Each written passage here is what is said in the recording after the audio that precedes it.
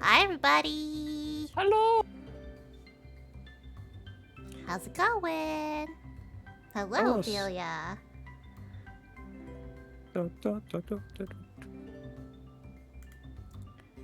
We're, making sure people know about the weirdness that's about to go down. Yeah.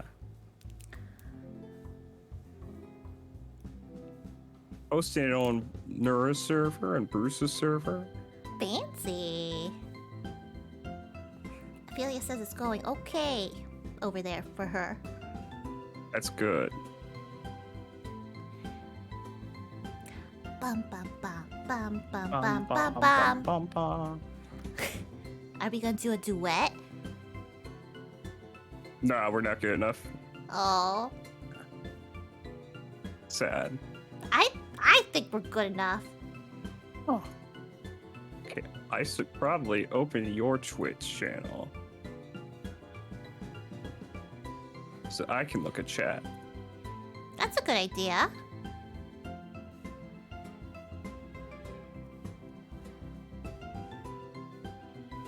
Ophelia demands duet.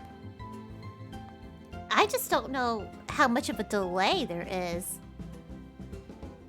Because, I totally bop along with Panel to Pon. It does not match.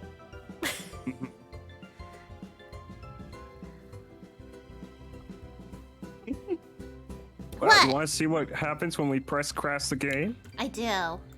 Is it just gonna crash the game? Hey, I don't Daddy! know. Crash the game? Yep. I guess that's just their, term for exit. Beautiful. Yeah. Let me open the game back up. Bum, ba, bum, bum, bum, bum, bum, bum, bum, bum, bum, bum, bum, bum, bum, bum. We don't have the talent. You shut up. Gonna tell Dogman that. Made by Direct Dogman, yeah. I got promoted as the best pizza delivery guy, aka Employee of the Month. Hell yeah! Congrats! Ended your share screen. I know, I'm getting there. I just like you, sure you know. Okay. Oh, that reminds me. What reminds you now?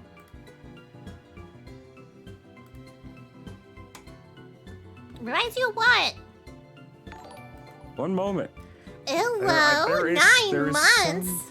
Holy There moly. is some pizza delivery visual novel on Steam. I will have to look it up later. Oh, thank you, Illo, for the 9-month sub. From the most legit gamer. Yeah. Did you know Illo is a legit gamer? I did not. Yeah. Like, in the top 5 most legit gamers out there. Wow, that's Uh-huh. pretty legit. He is! Don't mock me. I spy 2 cutie patoots! I spy Versailles, who is the queen patoot. Queen potato. Oh. So, where were we? We laid our eggs. We And laid. we went back home. No, we didn't. We got on a train with Oliver. We got on a train. With Oliver. I thought he bicycled us home. No. I think we're going to go meet his boss, right? I don't know. I don't know anymore. Oh my god, so cute. It's 2 of you. And he's on his throne. Hello, Trachea. Oh, I love you too, Drake. Drake didn't say they loved you. They just said they love when we collab. Look, I love everyone in chat. I'm not in chat. Sunday, don't be jealous. I am, though. Ophelia doesn't know why you hate her. Why do you hate Ophelia? I don't. I just love her hat. Oh, it's a this or that? Hat or witch? Can't be both? I mean, that's what Ophelia thinks, but I think I have enough room in my heart and stomach for both. Stop. This is off to a fine start. Okay, you want to start the game? I mean, I'm waiting on you, Prince. Sorry, I'm just having some technical issue here. Yada yada. Yeah, I get jealous. So? Yeah, let's start. Alright. Let's load a game. Bum, File- bum, bum, bum. See, Oliver's route. The morning after. Yeah. Why not? Good grief. See, we're in our tent. I thought we went on a train. Nah. There was no train. There was a train! I remember no train. Was it on our way lady. home? Maybe. I don't remember any train. He took us on the subway and he was like, you shouldn't... Oh, yeah. We were on a subway on the way to the fun fair. Oh, okay. Yeah, okay. Narrator. Whenever Morning, Sundant. Rise and shine. you... Rise and brine! ... Narrator, I'm bored. You just woke up. I know, I do this every day. It's boring me now. Oop. You eat roadkill daily. Oh, but that never seems to lose its appeal. Roadkill's soft and cuddly, dear narrator. I'm a carnivore. I crave protein, father. Did we figure out what blue means? No, Or orange? I don't think so, but go with what you desire. Roadkill, soft and cuddly, dear narrator. What? Dude, roadkill fur tends to be coarse, matted, and wet from the gutter water you find it in. That's excluding tire tracks, mud, and extruding bones, too. Bastard narrator can't even let me enjoy roadkill. Look, if you're so bored, I can eat roadkill? you can. But you can also do literally anything else, which I strongly recommend doing instead. Like? You could ride a bicycle. I have the limb coordination of a sentient carrot, but with limbs. Science carrot. Science carrot! I also lack a bike. Yeah, that's put a bit of damper on the aimless cycling plan. Oh my, I got licked by Nora. Oh my. I guess that means the vampire likes you.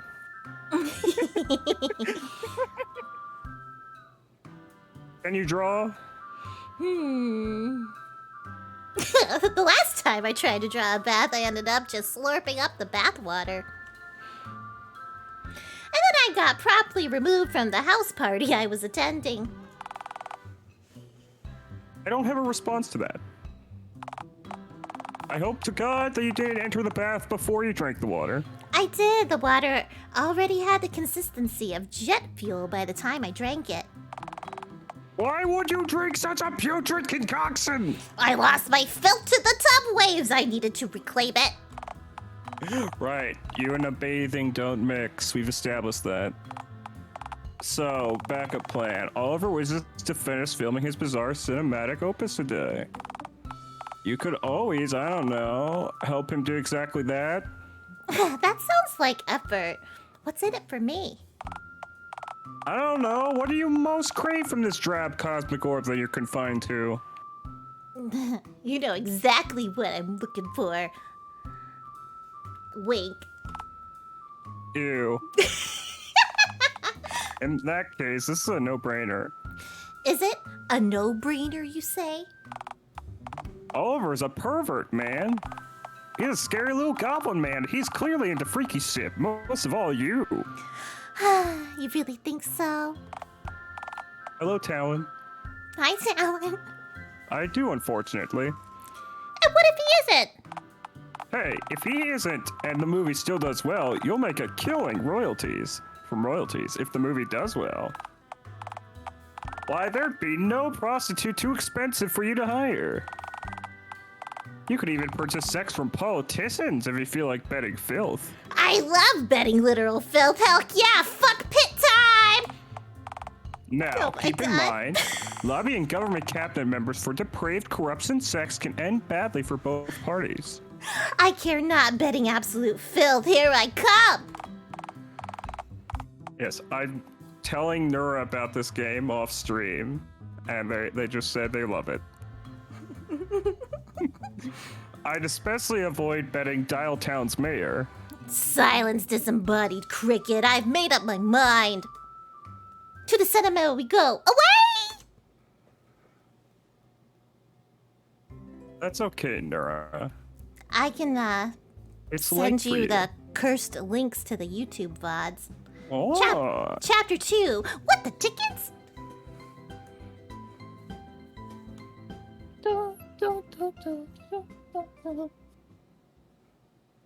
Do so later, please. You just want to hear me scream about betting filth. That's okay. All right, so Hey! Sundered, my muse and clueless life companion. who me? I know you were previously voicing Oliver, but I I think was it's going to more suggest. fair. Yeah, I was going to if suggest I you be my voice love him. interest. We look the same brain cells communicating. How fareth thee on this fine spring morning? Setback. Oh, the fighter for seeing you. Hubba hubba. Okay, not sure why that came out of my receiver. I've never said that before in my life. Never met me before, Oliver. Please don't tell anyone that I'm like this. Look, honestly, hubbas and whatnot aside, I'm just super stoked to see you.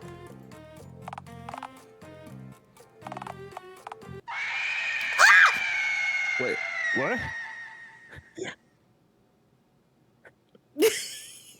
Can you go back to the chat log? An auto does it. I don't have That control. little demon, he's... Yes, he was telling us last time about this little Billy person who comes in and wrecks his place. Because his boss says we can't hurt an employee. I mean, we can't Yeah. hurt a customer. So we pay other kids to beat him up. Yeah. Little Billy, I beseech you, could you please go bother literally anyone else in Dialtown today? Well, yes, I could, which is what makes us all the more special. I swear to phone God, you low center of gravity hobgoblin. So what you gonna do about it, huh? You can't physically attack me, Plaid Daddy. Not unless you want to get sentenced to life on the electric chair.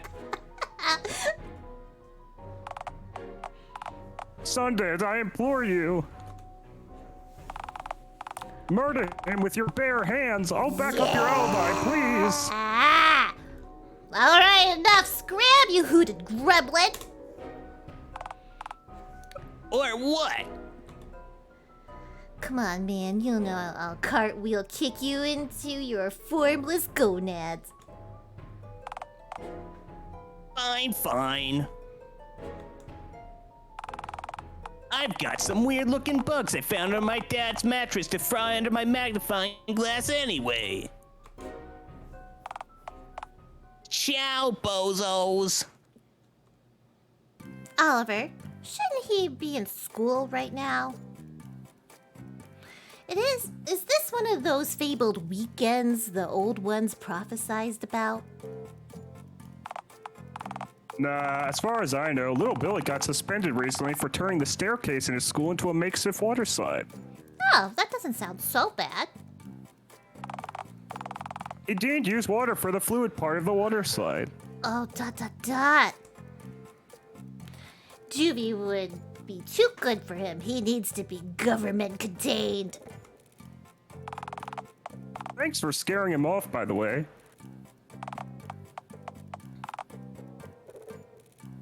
That one, he scares me.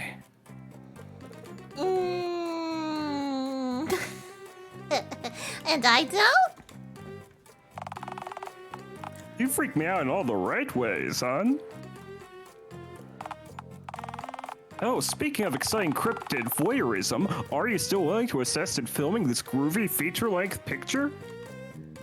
I'm willing to direct a movie with you, if that's what you mean. It was indeed what I meant, yes.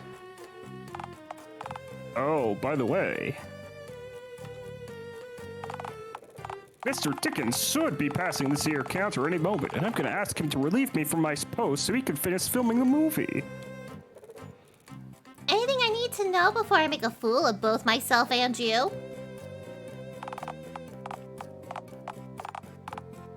Specifically, yeah, there is one thing actually.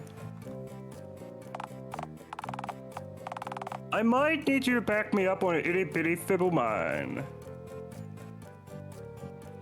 Hell yeah, man, I love sitting. Time to fucking lie.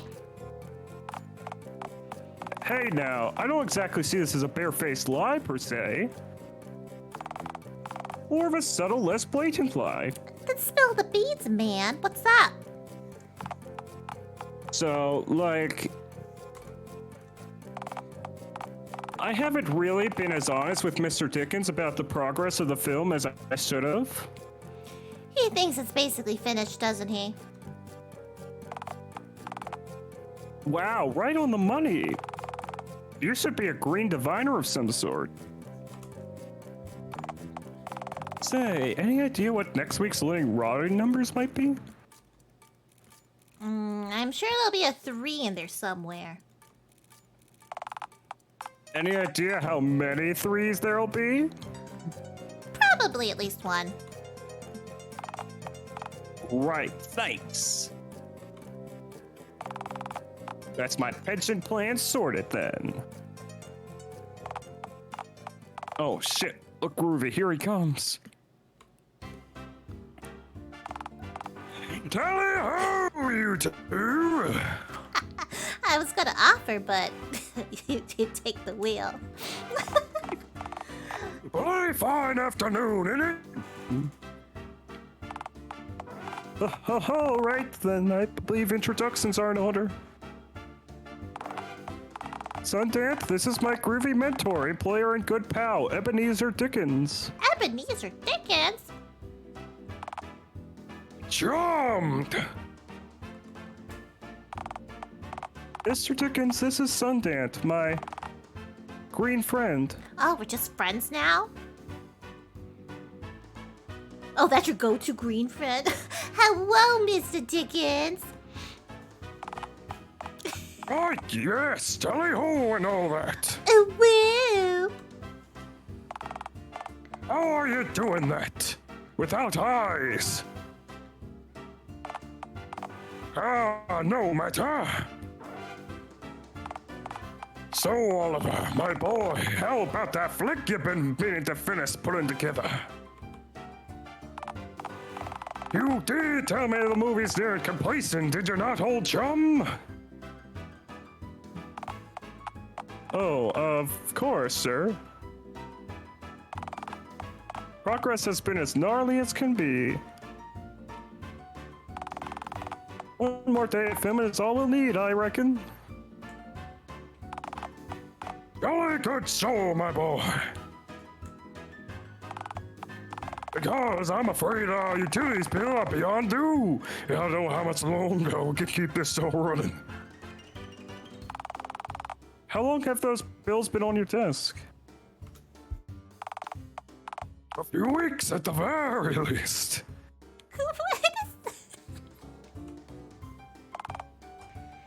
Yikes. Yikes!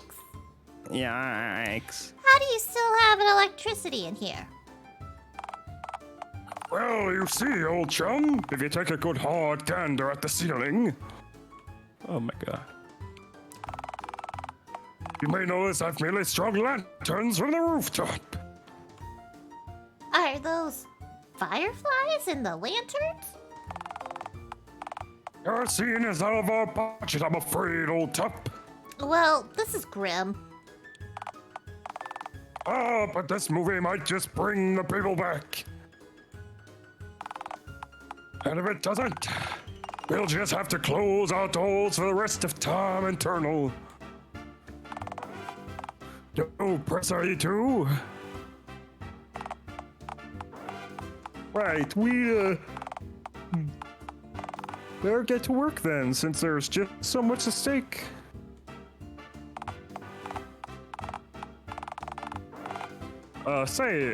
Hey, Oliver, before you go, could you hastily fetch my pocket watch from the desk? I assure you it'll take but a jiffy. You bet, Mr. Dickens. He just wants to talk to me one-on-one. One portable clock on a string coming up. Oh, then. It would seem you and I have a solitary moment together. Do you want me to send Oliver to fetch things for you? Like a servant? Not at all. Not at all. I apologize profusely for the deceit, but my pocket watch is presently in my pocket. What? I merely orchestrated this momentary interruption, and I- I'll force to have a brief moment to speak. I knew it. About what? Well, you see, I want to ask you to take good care of my boy, Oliver. You see, I once had a family, but alas, my wife is no longer of this world, and my own sons have all left the nest, so to speak. Whoa, dude, you have a nest too? Somehow I feel as though you may be referring to a literal nest, rather than a figurative one. Don't be daft. Me, a nest. Look, I'm not here to judge your past or even Oliver's choice of acquaintances. For your information, we're a little more than just acquaintances. Yes, perhaps. Look, Oliver's a young man. It is his time to make his own place in the world. Forge his own future, carve his own frontiers, and all that developmental riffraff. Oliver is much like myself, in that he once had a family, but he no longer does. Sometimes fate compels two people to stick together. Like us. Yeah. Perhaps you and Oliver were fated to cross paths, just as he and I were.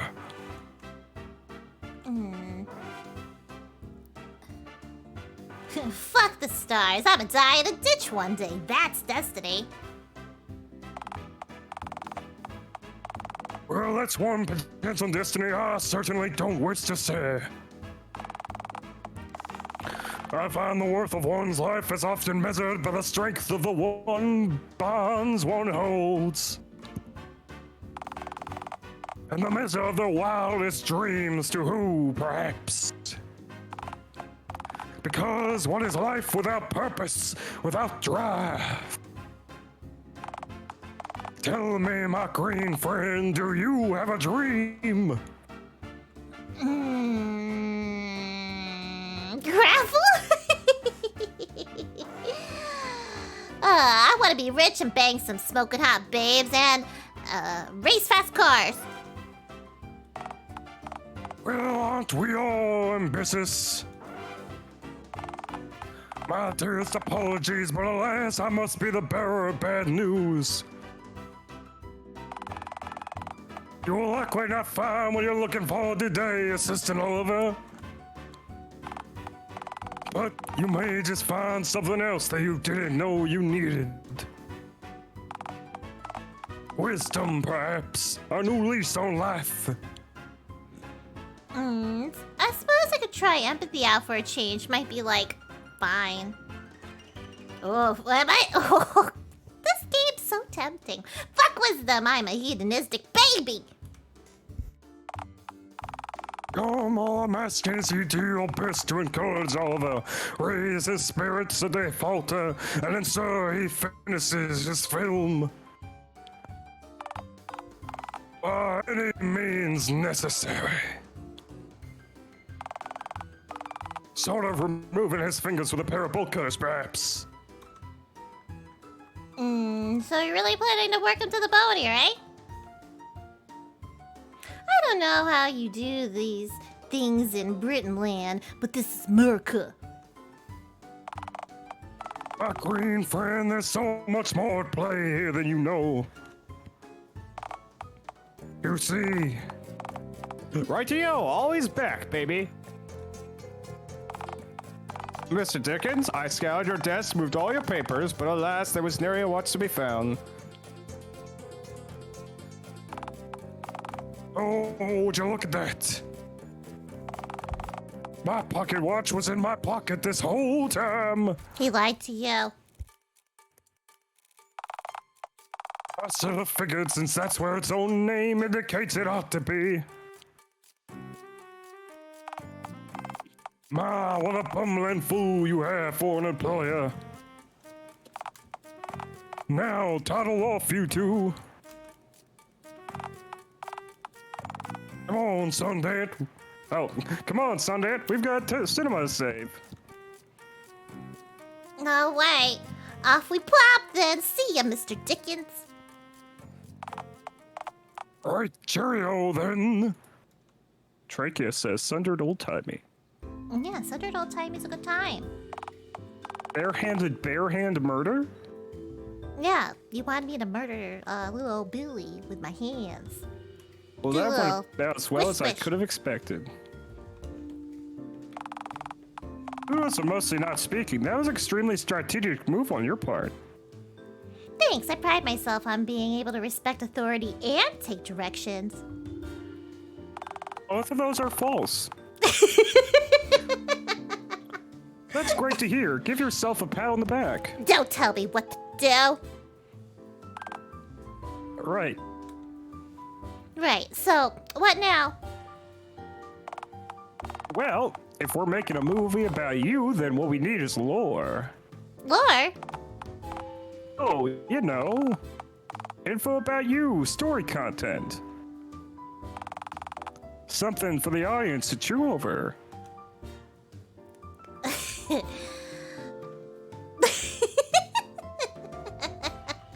So, are we going for guests or pants wedding?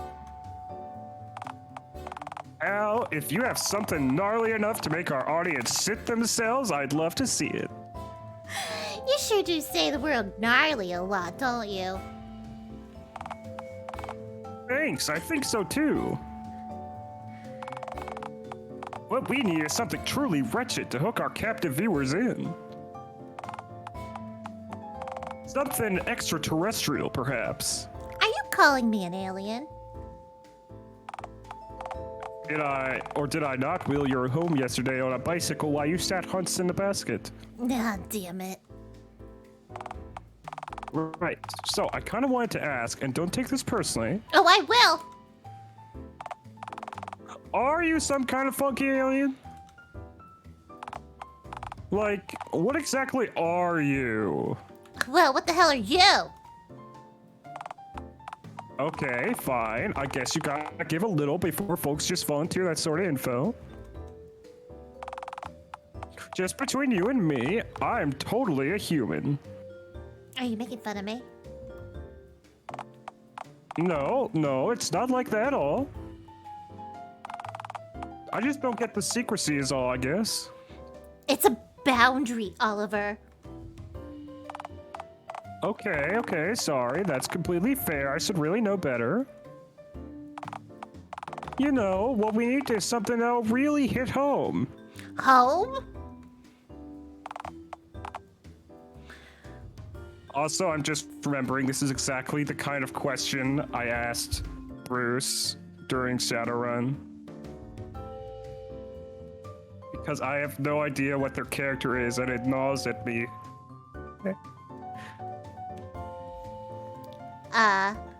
Ask, what are you exactly? Come to And my... then Bru- Oh. Sundant, are you? Come to my domicile! Ted! You're... Ted! Come to my tent! Yes. Wait, you're inviting me? Into your tent? If we want strange, kooky lore to make friends and foe alike shit their britches, my tent is likely our ace in the hole. Radical. Let us make haste then.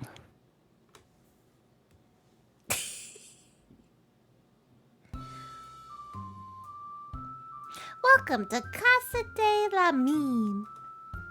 I would totally name my house that. Feel free to piss anywhere that isn't my box bed. Ed Box. I will instantly reclaim it via a fetid red urine stream if I must. Though, if you do shit in the corner, do wipe before sitting down on any surfaces. I'm not an animal after all. Of course. Whoa. I'm in your lair. Eee! I mean, like, yeah, right. This is like gnarly and junk, I guess. Play it cool all you want. You're not above wiping, like I said.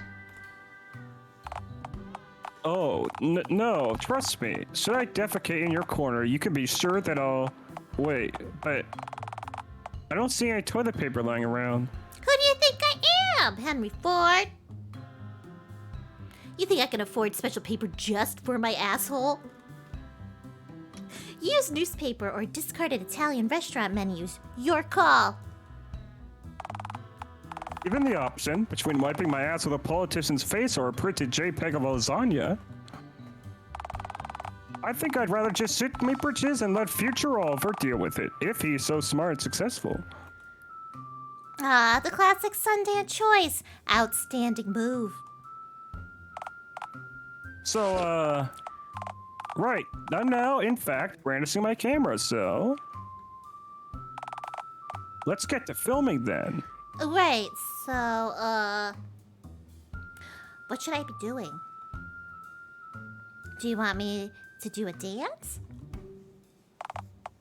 Well, it is a good dance. No, it is not. All right, scratch that then. Oh, hey, maybe we should record some actor commentary for, like, the press release and junk.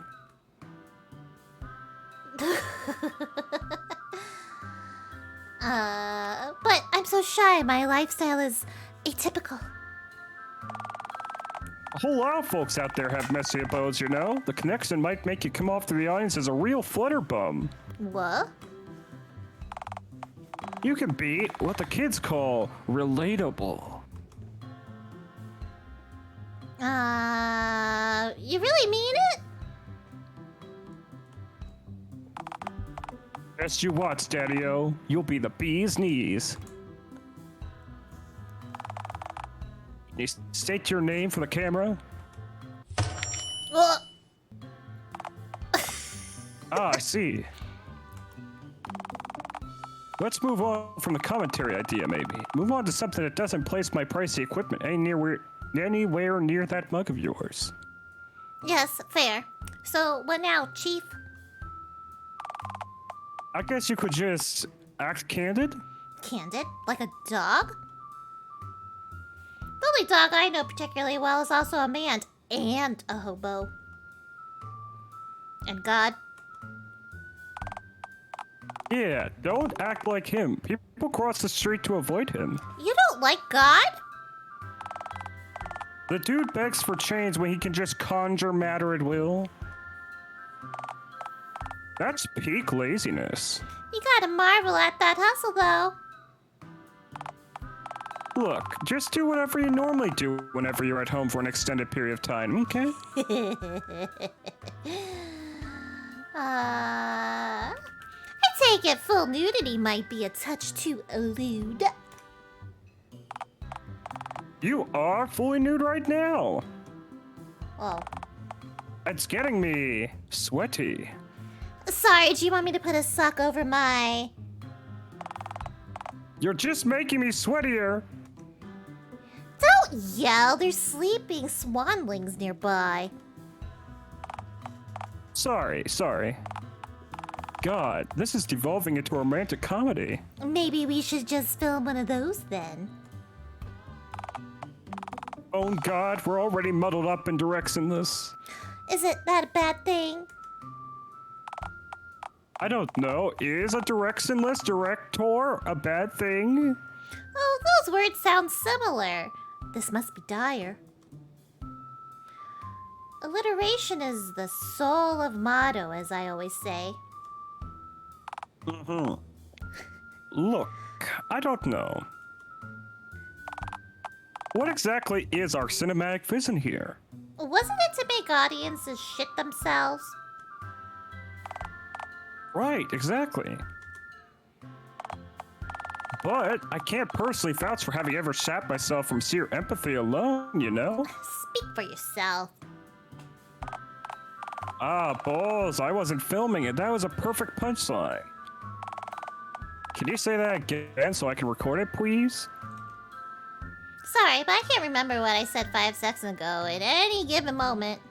Oh no. Even what you just said there? I'm not gonna lie, I'm struggling to remember who you are. Oliver. The name's Oliver.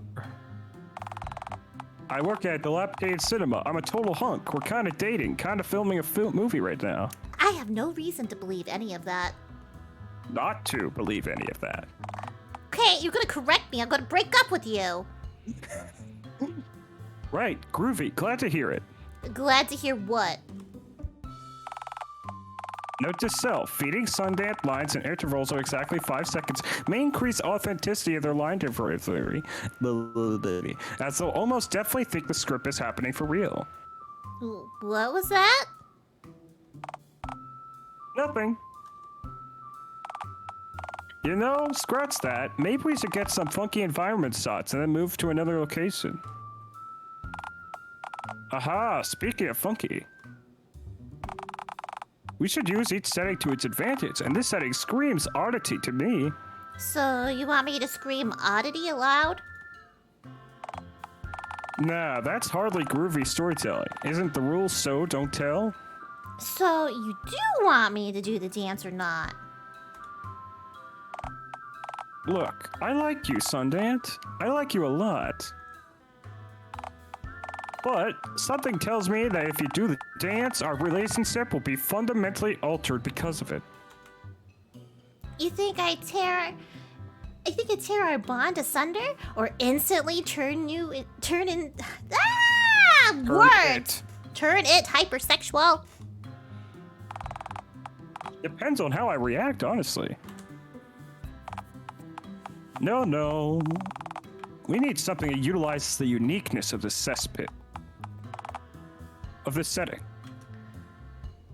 You call my Ted a cesspit?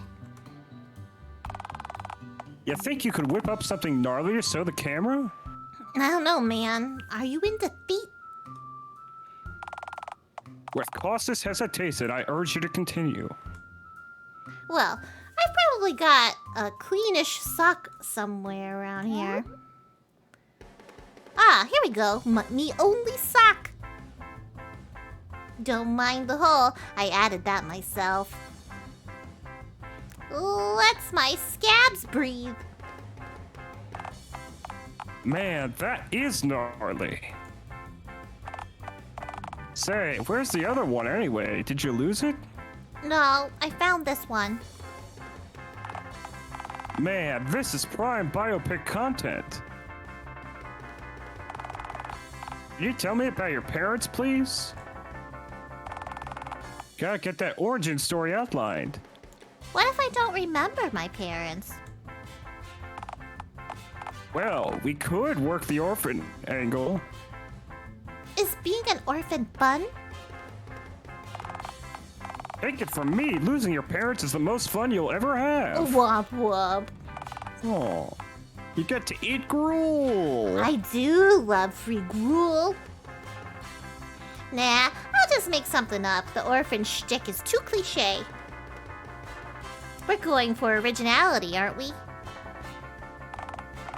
Originality and/or making a bathtub-sized water-solid cast, yes.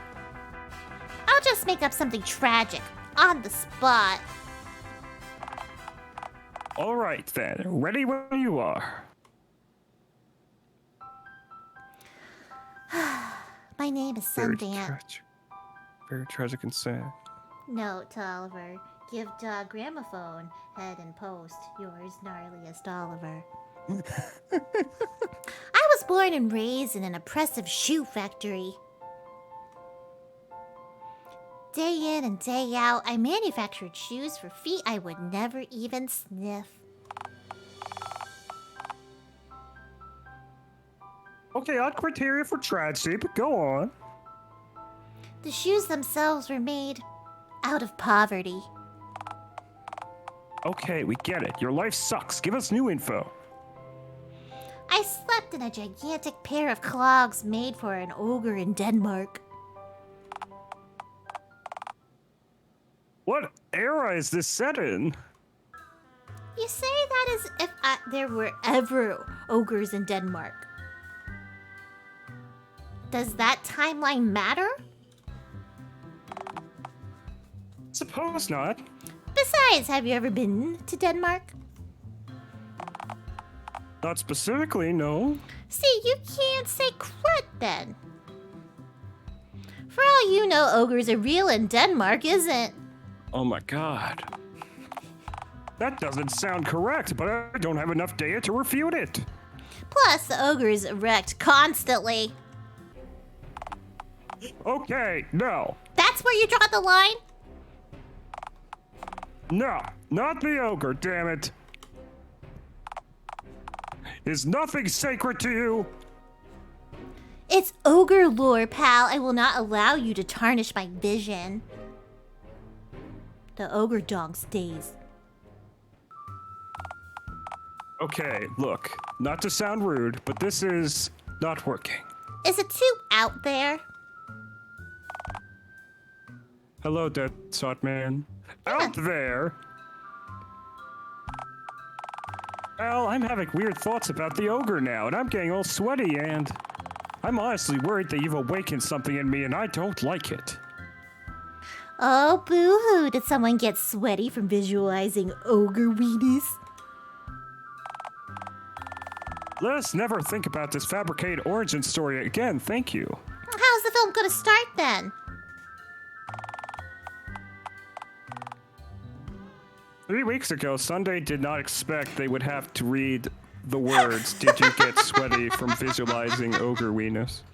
No, but I'm open to new experiences, expanding my horizons, learning about Denmark.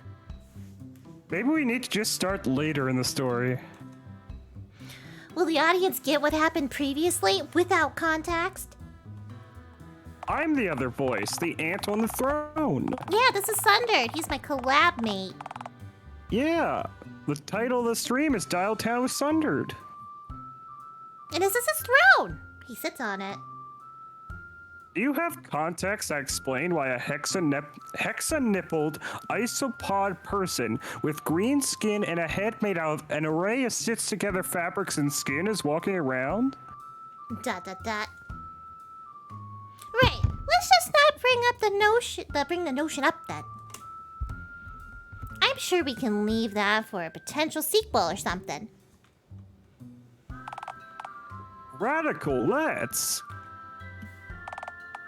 Alright, so after you left, whatever nondescript location you happen to have crawled out of, where'd you end up? Oh. Hold on. Oh, hey! Hello, Skillo. Hello. This is weird, dude. Just warning you right now. Oh, okay, where'd you end up? That was you? Okay.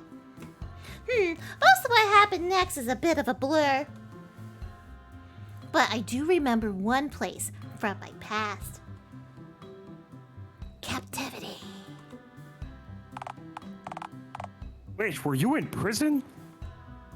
Yes, but I wasn't actually referring to people prison. People prison? You know, jail for humans. Human jail. Well, yeah, of course, I meant human jail. Where else could you possibly mean?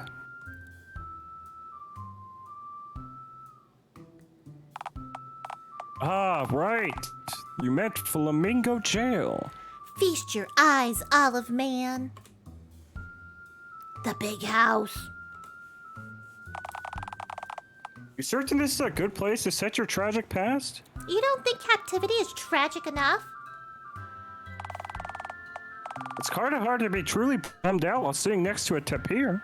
Have a good night, Daddy. Thanks for coming by.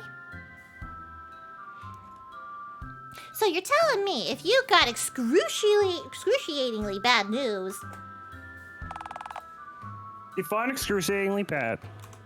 Let's say you find out your third pet rock was swept up in a tornado. Okay, that'd be absolutely heart-wrenching. Continue. If you found out about this while outside the tapir enclosure, would the mere presence of a nearby tapir really soften the blow much? I think it really hit once I'm out of visual proximity of it. Bullshit! The tapir wouldn't do not to comfort you, and you... Okay. Let me, take a drink first. Yeah, let's take a breather. How's everybody in chat? I'm sorry, this is a ride. What's this? Oh, the roar of adventure, mayhaps. Oh god, not you. Sundant, my featherless bipedal green friend, you've returned at last. Oh, I have not returned. I merely came back to this location temporarily. you returned? Okay, yeah, I'm back. Only to that then, I say I... Hey, sorry to interject. Doting kind of boyfriend of Sundant here. That's my boyfriend! How's it hanging? Egad's another specimen. Hello, my equally featherless but decidedly less green friend. What brings you to my wondrous sanctum of miscellaneous beasts and other foul monstrosities today? Oh, nothing much, sir. I'm just documenting Sundance. We're producing a groovy movie about their life together. My, what a thrilling notion. You know, Sonny, in a way our goals are very much aligned. The sacrifices we make dedicating our very lives solely to documenting the most noble of beasts. I'm not noble. So the public may know their terrible ferocity. Yeah, it's groovy.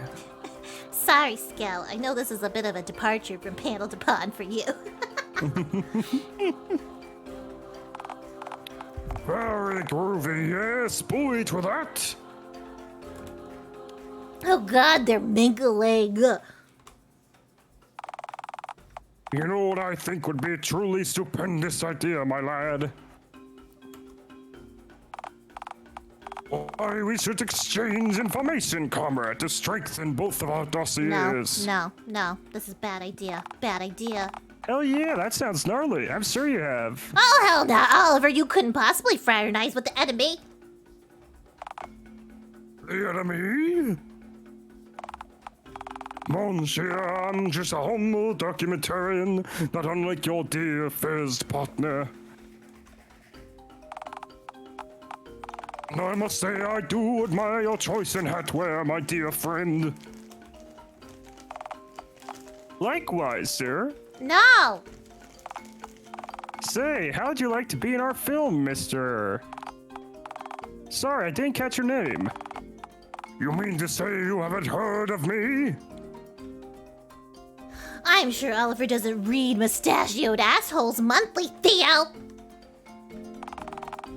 I've actually finished every issue from 1995 onwards for your information. My boy, I am Theodore Russellbelt, famed adventurer, explorer, documentarian, and zoo master. And yes, I would simply adore the opportunity to appear in your film as a primary source of zoological Hogwarts. This is a development for sir. Say, for purely cinematographical reasons. Do you have any baby photos of Sundance? I'm afraid Sundance was no longer juvenile when they found our way into our spurnful clutches. But I do have some photos of them all natural. What? Theo, you wouldn't. Oh, that's hardly that scandalous. Sundance naked right now. Wait, how long have I been? Oh, drat. You're correct, my friend. That being said, you ought to see the angle I snapped in number 4. The angle leaves very little to the depraved imagination. May I see it? Oliver, a word, please. Oh, I think we gotta... We'll be right back, okay? You return, yes. I have yet to show you the photos of Sundered riding on their old tricycle after all. They're so wonderfully ill-fitting. Tremendously cockable, yes.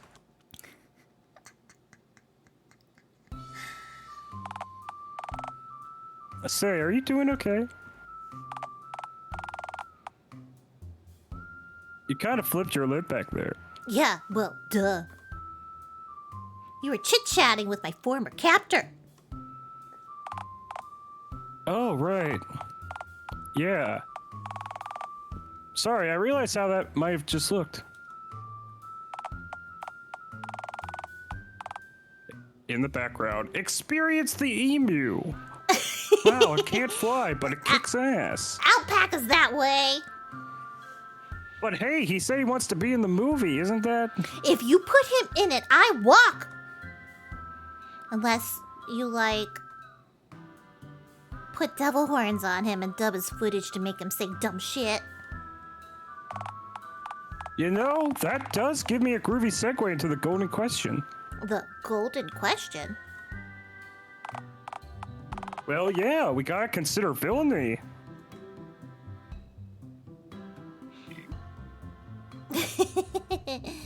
Blue? Which one? Blue or white? We need to look these up. I don't think they're anywhere. I think you should do blue. Okay, I'm flattered, but I'd say I have it in me to be a supervillain.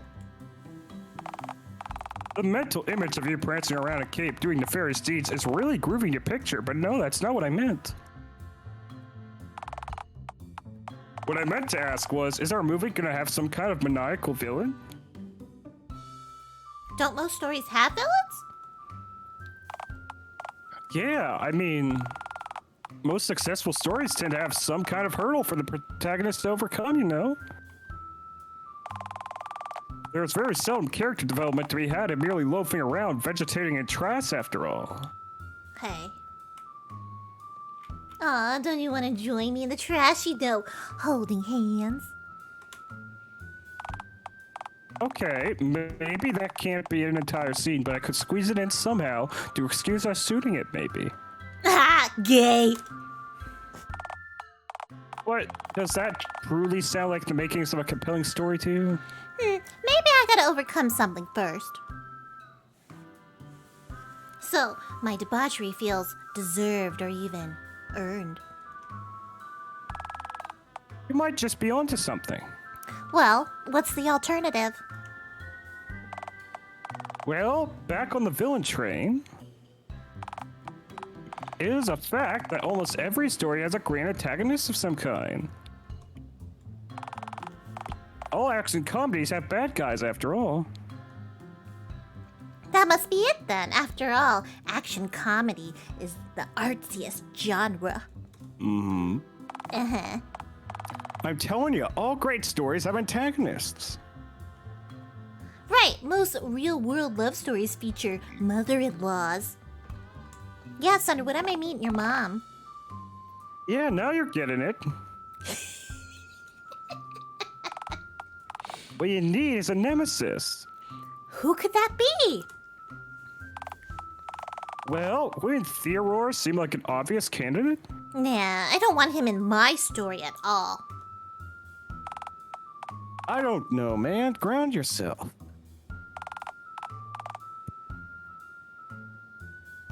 Think about how hammy that dude is. Hammy. He'd bring a lot of gnarly energy to the role. I give him the satisfaction. Hard pass. All right, you pitch a villain then. Who do you see as the villain of your story? Ticket Jerry! But isn't he dead? No, I don't think so. Do we want Little Billy? Little Billy, maybe? Okay, look, I'd love to take that brat down a peg, but this is your story, so not mine. Oh, come on. Don't you remember what I told you on the subway? That yard-high shitlord got me arrested for child labor law violations. Oh, yeah. What a runty scallywag. I know, right? How very rude of him. Salutations, might you need some assistance? No! Look, I'll undercover controls now. I put a cookie in my mouth thinking it wasn't my turn to talk. Caroline cells from our proximity, thank you. Righto, bully to that then. I say we just Someone have you clip that. prance. No! I say we just have you prance around spandex and we call it a day. Okay, that's a deal breaker. Why? What's wrong with spandex?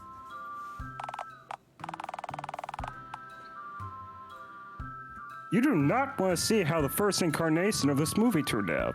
This is your second attempt at this? That sounds like something you should have mentioned sooner. I was hoping that if I pretended it never happened, eventually I'd just forget. I can still hear the stretching of spandex against my groin in my nightmares. Sorry to hear that. In mine, it's just the familiar screams. Far less emotionally complicated. Complicated? Ah, hell, maybe this is pointless. I mean, can we really reduce the struggle depicted in a complex narrative down to a single antagonist? What if the true villain was society? I'm not sure that a film we're trying to market to the general public should be about how pleasant the target audience is. Nah, hear me out. Maybe it's people's perception of me. I can't see it because I'm me, of course. And you can't see it because it's a view you don't happen to share. Oh, maybe you're right. You think we need some complicated expositions? Fuck it. I'll just start the movie with a paragraph of Comic Sans text on a solid color background. Perfect. With the exposition out of the way, we can just focus on the actiony stuff. Oh, see, there's the issue. Define action, because technically, decomposing is an action. Let's say general movement / activity? Yeah, that's not me. Oh, come on. Surely there's some way we can use this groovy set to our... Oh-ho! What we need is the footage of your daring escape. It's the ideal action narrative point, the missing link. How about we ask Theo for the CCTV footage? Firstly, let's never speak of him again. That's my suggestion. Right, and secondly? I might have coated the lens of the nearest camera of my enclosure with silly putty. What? Why did you... To cover my tracks, of course. Oh, right. Duh. Didn't Theo notice that you were missing, though? Nah, I just left a burlap sack of potatoes in my bed. Wow, this place really is. A sneaky lemur or a particularly crafted deco could get out of here, no problem. Where do you think I got the idea? Huh.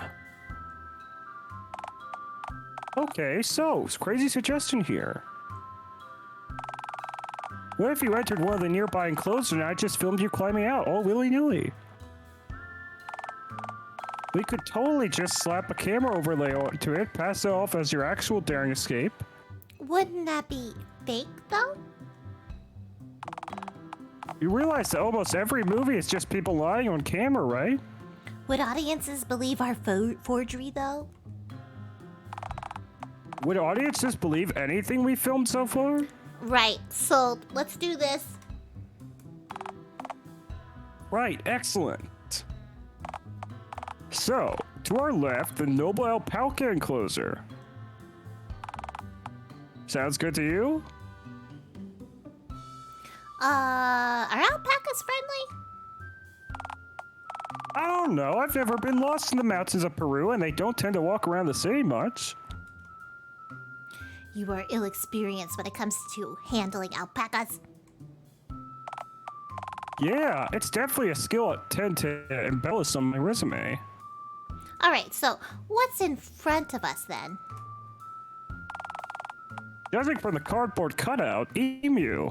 Right, that's not ideal. I've been closer to an emu than I have to an alpaca, admittedly. They're kind of like feathered dinos. Swans are also feathered dinos, in fairness. Right, but imagine a man-sized swan. With a gun for a head. Right, I've Heard enough. We were fools for thinking to weaponize them. If another emu war kicks off, we'll be annihilated. Da, da, da. Oh! Oh! Let's save. Oh! Up, up, up, up, I think we should go to the alpacas. What do you think? Sure. I mean, we can't go No. see gunhead swans, right? No, it'd be gunhead emus. Which, you want, what? You want Paca? Moo Paca? Yeah, we have a friend alpaca. Okay. Hop into the alpaca enclosure. Add it up. Yeah, see, Nerd gets it. Alpacas have snacks, something to consider. Snack packs, I hear. Alright. Right, I'm in. Also, Drake clip to the cookie. Why? Because I asked nicely. Oh, okay. You recording me in? I sure am, yes sirree. Great. I've got the establishing shot. Now I've just got, Oh, hey, alpaca, hey. No, they got meat grinder Oh. heads. Many alpacas circling around me. Hey, Sundered, those alpacas don't look too happy to. Ah, shit. I feel as though death may be imminent. Maybe you should have entered the enclosure housing creatures with meat grinders for heads. Wait, but I thought Oh, wait, llamas! Llamas have got pan flutes for heads. Oh, what a comical mix-up on my part. Dude, I think those things are waiting to tear you limb from limb and grind your flesh to a pulp. Whoops, silly me. Sorry for the hold-up, boys. Please be gentle.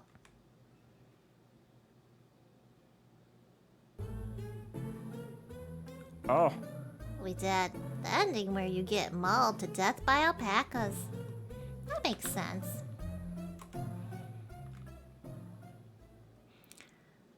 I was not expecting that. Yeah, you were.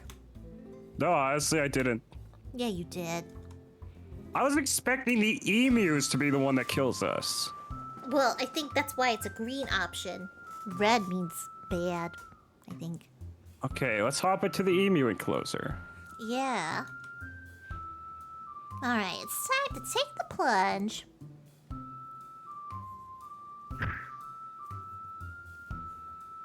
Alright, I have made contact with the soil. I seem to be in some uncharted land, a new frontier. You're in the emu enclosure. Yes! You getting this? Yeah, you look generally lost. Outstanding, yes. What now? Well, if this is your daring escape, I guess the next step for you to take is, escape. Right. How do I do that? Well, oh, right. The ground dips, don't it? Well, yeah, of course it's deeper on the inside. If I could climb out from the inside, an emu could jump it, no problem. It's certainly a mild predicament. I could always just open the zookeeper door and let you out. That wouldn't look very cinematic. Is any of this? Dot, dot, dot. Alright, point made. Now let me out. Oliver! Oliver, are you getting this? If this is the emu that's now located right before you, then yes, I'm very much getting this.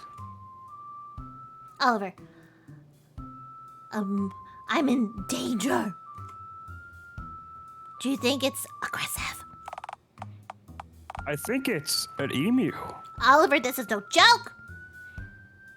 Need I remind you of the Great Emu War? Drake called it. Emus have won 100% of all wars they fought in with mankind.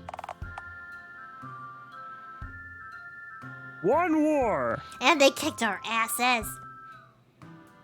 This one has a gun. It seems docile enough. War seldom changes, Fezman. All right. I'll get the gate open in a moment. Thank you for the resub, baby. Thank you. Oh god, Oh, no. it's just standing there menacingly. I somehow doubt the emus are capable of Melissa's thought. Oliver, I think it's attempting to trap me here. You could step around it. Oliver, I think the emu is working with the Aurora. Dude, just step around. Oliver, I must duel for my freedom. Hold on. Right, camera's in focus. Do what you have to do.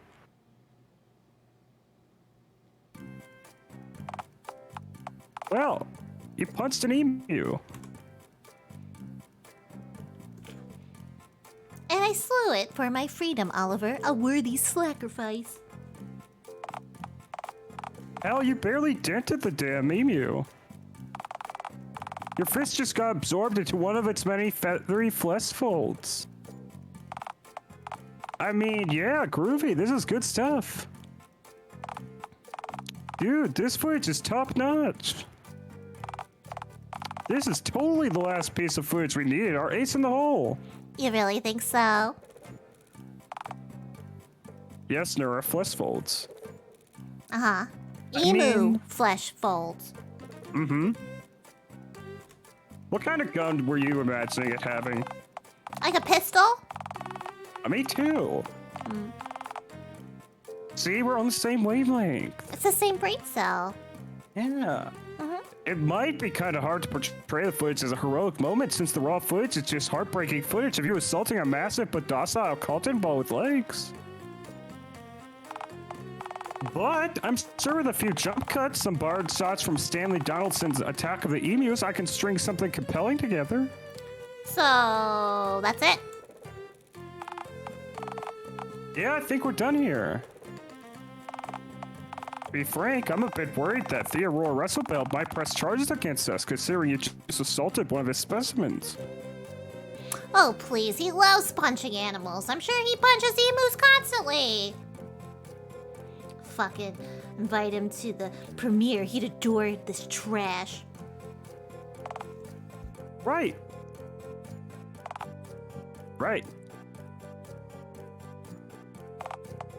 Okay, I guess that's one guaranteed patron for opening night. Man, am I pumped to get this movie finished. I'm so heckin' lootly stoked. I gotta get back to the cinema, get to editing this for tomorrow night.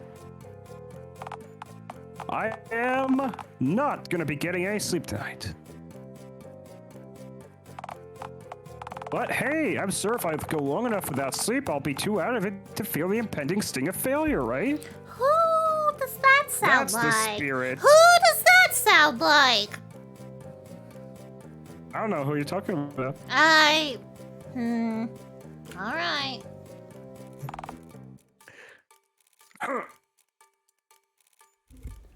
Hey, before you go, I wanted to ask you something. Oh, shoot.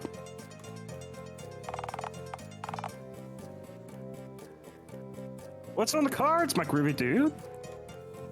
So, the cinema, definitely haunted, right? Allegedly, definitely haunted. Yeah, why? Has anyone ever, died in the building during this operation? Oh, now that you mention it.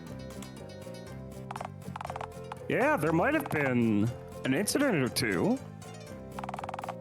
Nothing out of the ordinary, though. Uh-huh. Big Bertha might have flattened the last projectionist who performed maintenance on her. Flattened? Rolled right over him, yeah. Turned him into a red pancake. Wait, did you say incident or two? Like, plural? Yeah, Big Bertha also kind of tore another maintenance guy's arm off. Then flattened him when that didn't actually kill him. When in doubt, flatten the repair guy, as they say. Who says that?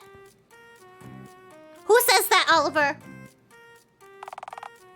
There's also the time Big Bertha rolled through the wall of the projection room and flattened some of the audience. Rolled right over him.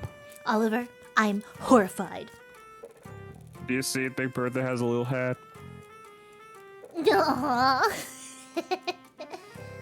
Sunday has ice cream layers. I have ice cream layers? Yeah. How so? I don't know. It got layers to you. Why you gotta say it like that? Layers to your personality. Oh no, they're just all troll. It's troll all the way down. No, that's not true. It is. Nah. That doesn't sound right. Hey now, Big Bertha's our pride and joy. Mr. Dickens did right splurging on a beautiful second-hand antique projector. Second hand? Who sold him the machine? A friendly witch doctor who was hosting a yard sale. Dude, the cinema is 100% haunted. In your opinion, It's definitely haunted! let's just agree to disagree. No, let's not. Right, then, I'll be off. Oh, parting is such sweet sorrow. But, hey, I'll see you at the premiere tomorrow. Right? Only if you'll be there. If I'm not present, then I've presumably died of a tragic but sudden caffeine overdose. If such an event occurs, please mail my ashes to Obama in accordance with my last will and testament. Why him? I don't want to lose a bet. Alright, then see you tomorrow, Ash boy. And then inside is a letter saying, thanks, Obama. Okay, we need to check our posture. How's your posture? Good. You want to take a drink of water? Oh, I've already been hydrating. Okay, I'm just checking on you. No, it's fine. Alright. I'm just letting you know. Pasta check. Oh, I love pasta. Ooh, pasta. Alright. Me get my water. Hello, Arctic Nick. Heading to Chicago. I'm on a train to Chicago. What are you gonna do in Chicago? What are you gonna do? What are you gonna do? What are you gonna do? I keep my posture in a jar on my desk. Huh? Okay. Boy, what a day. You punched a goddamn emu. I did it for Oliver, damn it! For cinema itself. I mean, did you though? Did you really? And what's that supposed to mean, bub? I mean, are you really certain that this movie is going to achieve anything other than being a resounding flop? Well, of course. After all, I'm in it. Right, but the same is also very much true about your own life. Wait, what do you mean by... ... Ah, shit. But he's not doing this for himself. He's doing it for Mr. Dickens. Do you think Mr. Dickens really believes in Oliver? I'm sure he does. I mean, he's given Oliver so much, right? Right, so it's completely in character for him to indulge Oliver and give him a last-ditch attempt to save the cinema, knowing he'll lose nothing if the movie flops? I'm sure Mr. Dickens just doesn't have the heart to tell Oliver that it's pointless. All right, you disembodied destroyer of dreams. What's your point then, huh? What do you want me to do? I don't know. Maybe try to tempt Oliver's expectations as the premiere tomorrow? You can lay him down gently so he has time to come to terms with his inevitable failure. sounds like a bummer. No, I don't think I'm gonna do that. Is that the right thing to do? Part of loving someone is being honest, even when you know they won't want to hear it. Preach! You really should have a discussion with him about the finished movie. Remind him of his other prospects that everything will be okay when... If the movie flops on account of it being weird and low budget. What's the use? Go to sleep, you lummox. You can think more about this tomorrow. I agree with that sentiment fully, minus the thinking later bit. Hello, Quetzali. Good night, my ethereal maiden.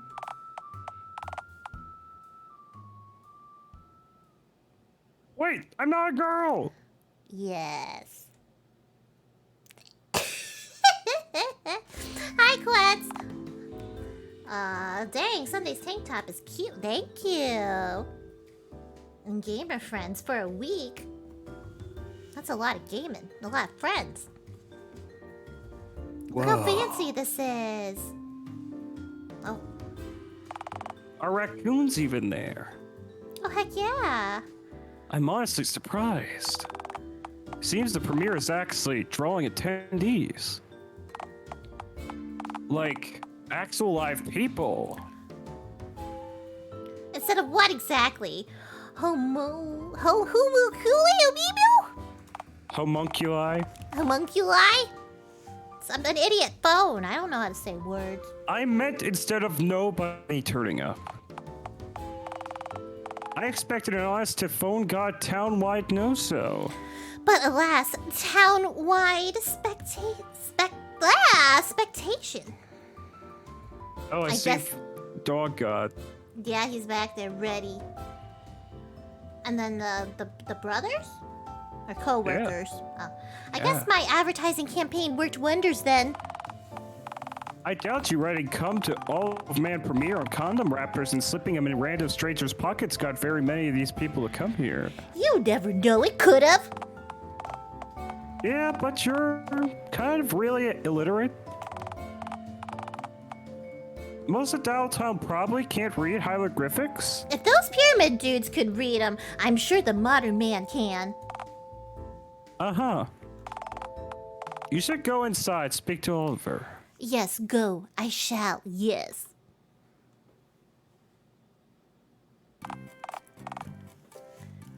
Hey, Sundance. I'm super stoked that you actually came. Very groovy. I always do. Was that? That was some kind of euphemism, right? It was, yes. You doing okay, man? You seem generally disheveled. Oh, you know, I'm running on roughly 0 hours of sleep. Did you stay up all night working on the movie? I sure as heck did, yeah. Oliver, hun, that can't be healthy. Well, you know what they say. Have a good night, Scout. Scout, thanks for coming by. If you are playing Tetris Attack, I may come by later and scope out some tricks. Okay, you said that already? Yes. Alright. No pain, no gain. Oh, Oliver, bodybuilders say that. Your point? Are you really gonna take advice from jack dudes who guzzle raw eggs? Yes. By that token, would I take advice from a green Neanderthal who eats little garbage? Dot, dot, dot. You know what? Touche. I go with the beefcakes on this one. This movie.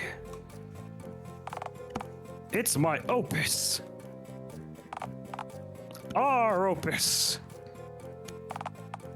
You see, at first I thought, hey, this looks kind of cute. Could make this PG-7. Add a few dancing CG raccoons. Small dancing CG creatures.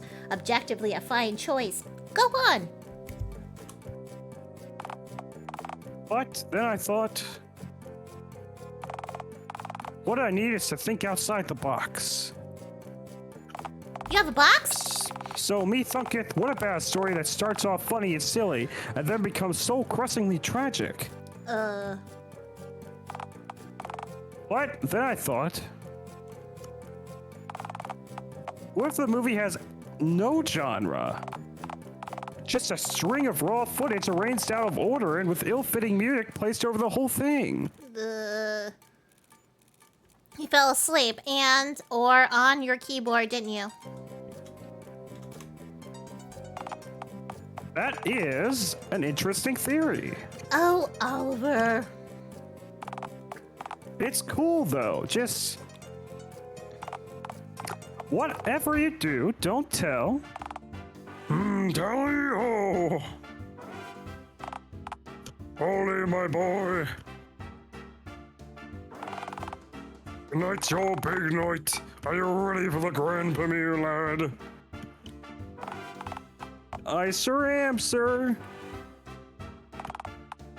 Marvelous, simply wondrous. I'm right chuffed to see what you've made. Yeah, I'm sure people will find it just dandy, sir.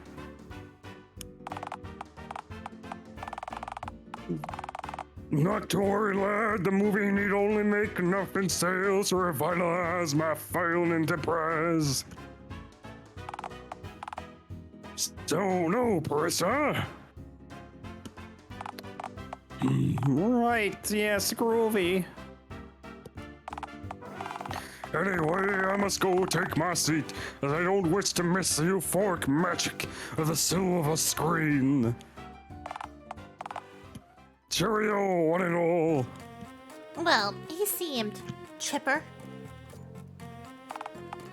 Yeah, it's almost like he expects my film to save his failing business.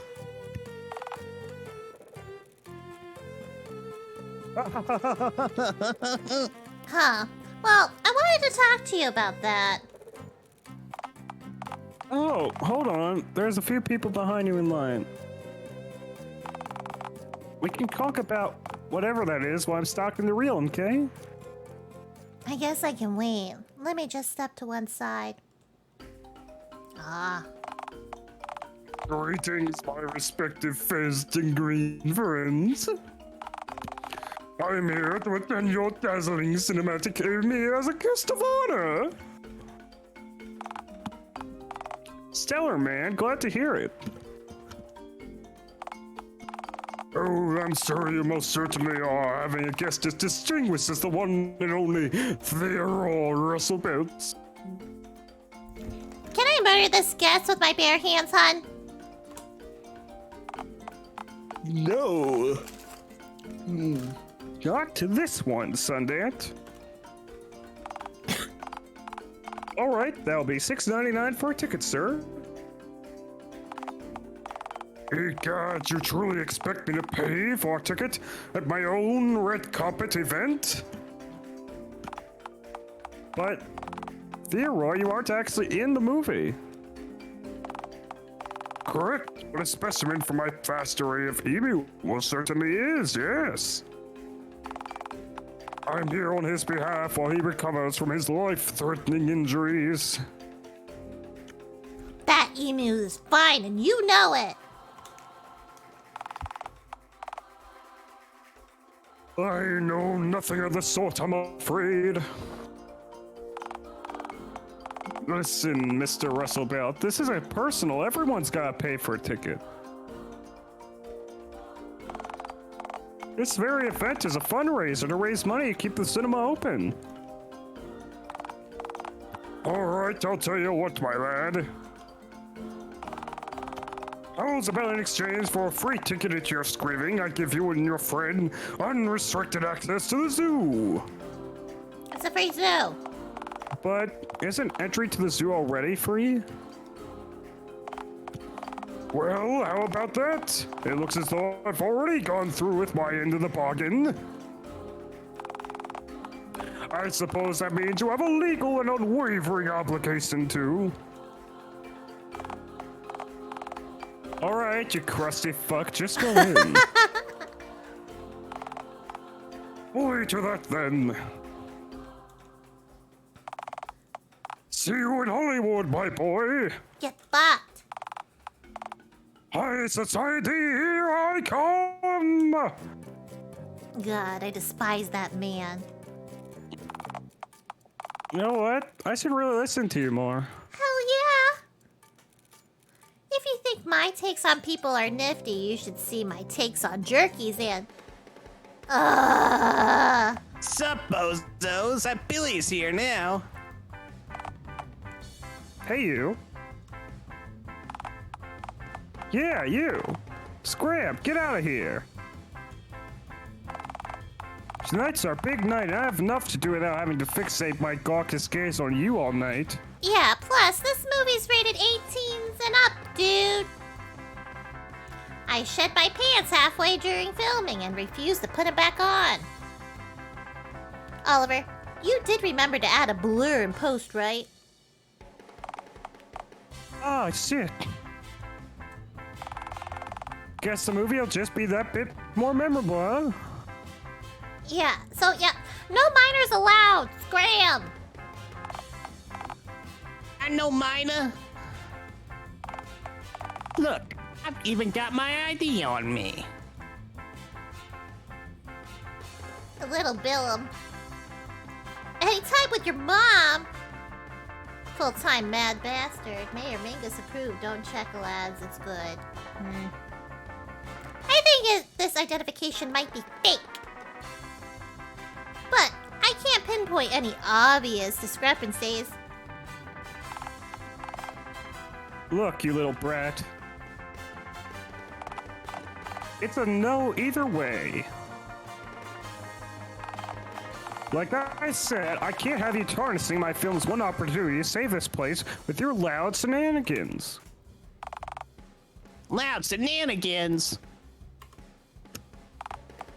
Hey, bozo, for your information, I'm actually planning to be on my best behavior tonight. You told me earlier that you were gonna smuggle your megaphone into the theater. To repeatedly bellow Krungus during the climax. You gangrenous snitch. You're like 9. What the actual fuck? Where are you learning words like crungus and gangrenous? Hell, you think I didn't come up with Krungus myself? I've got like 8 kids on the playground who can back me up. Scram! Go! Get out of here! Fine, whatever, bozos. Your movie's gonna totally bomb anyways, bro. No assistance from me required. Ciao! God, I hate that little... Krungus! I'm dialing the cops right now. Is this how I come off to Jerry? I need to send him another fruit basket or something. Another? The first one didn't seem to sway him. Huh. Define fruit. Apple core, banana peel, used eggplant. What? Define a used eggplant. Hey, look, another customer! Randy! It's me, I'm here now! Oh, hey, sup, Randy? What brings you here? If you need help, let me know. Oh, you know, I was just rummaging around the dumpster out back when I overheard someone mention the premiere. Heck, it's groovy to have you here. Yeah, so, what's the movie about? Me?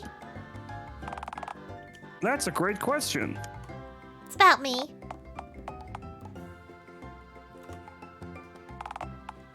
Right, yeah. I'm in it. I'm in it. God, what the? Wait, something about you feels familiar. Yeah, remember when I wanted to have sex with a bench? Phone sex hotline I called you on it a few days while you were at work. Oh, right.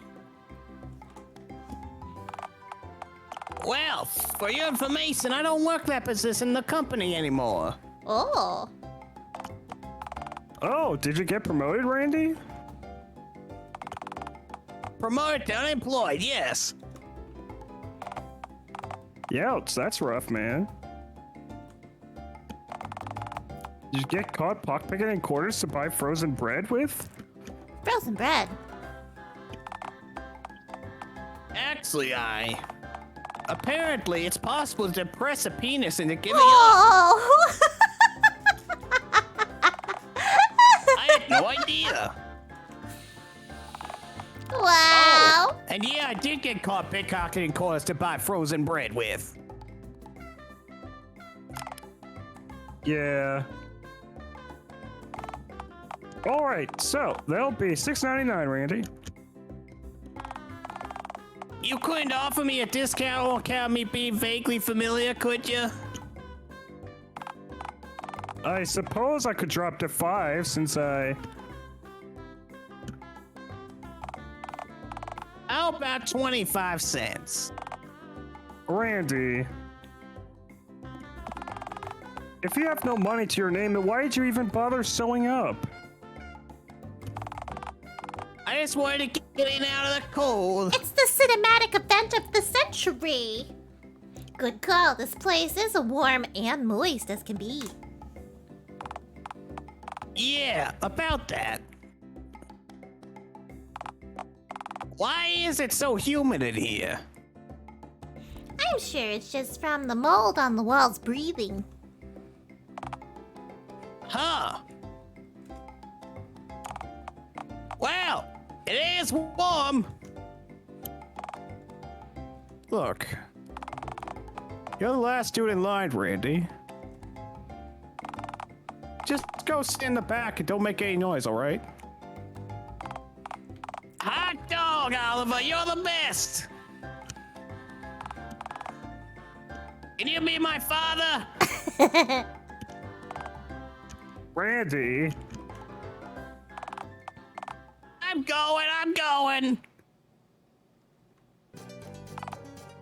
Huh. I keep forgetting to ask him about that bandage on his head. Heard from little Billy plagued me upon him that he hit his head on a rock, but I'm sure there's gotta be more to the story than that, right? If it's anything like him, I don't want to hear it. Oh, come on. Randy's lovely once you get to know him.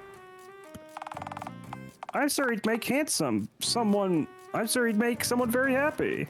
Yeah, an organ snatcher, maybe. Or a mean-spirited coroner looking to take his frustration out on a body. Is Randy dead in this scenario? Inconsequential. Perhaps, yeah.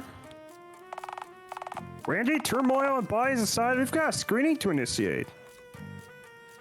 Initiate isn't a very call to action-y verb, is it? Oh god, that does sound like me. Like start, do, make, squirt, those have punch. Initiating is like pressing the on button on an ointment making machine. Let's just do the screening. Yes, let's.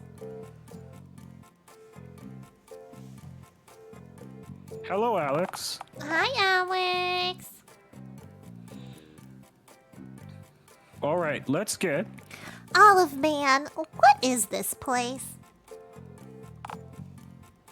Look at the sign. No caressing Bertha. I mean it this time, Oliver. He cheated on me? No, this was before you. Oh, still, I don't like her. Oh. This is my vile sanctum, me lair. Specifically? Oh, projector room number 1. Is that but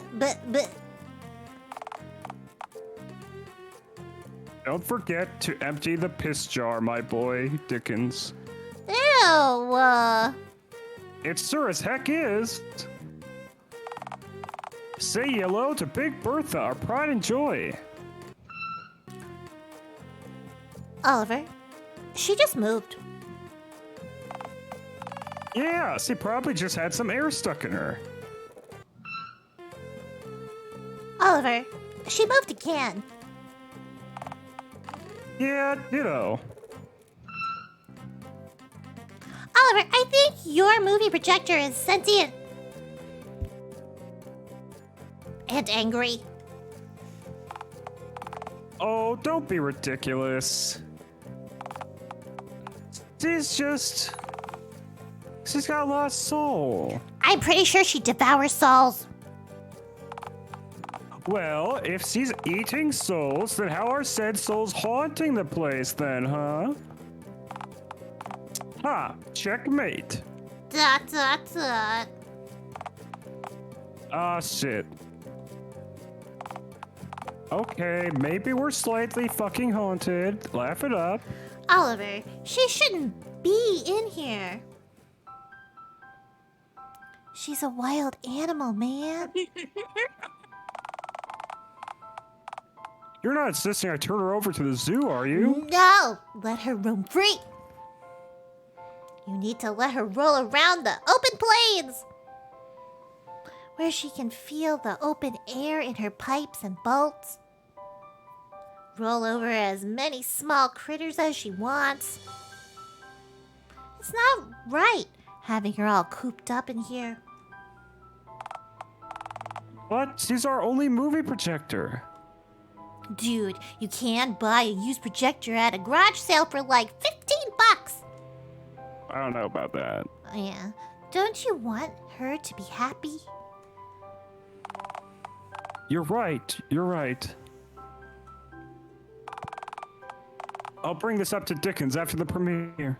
Okay, so just a slight bit more of slave labor is what I'm hearing. Yeah. Yeah. If we have time to talk about anything other than our movie's fast success and the sudden salvation of the cinema itself. Yeah, right. Sundant. Can I ask you a hard question?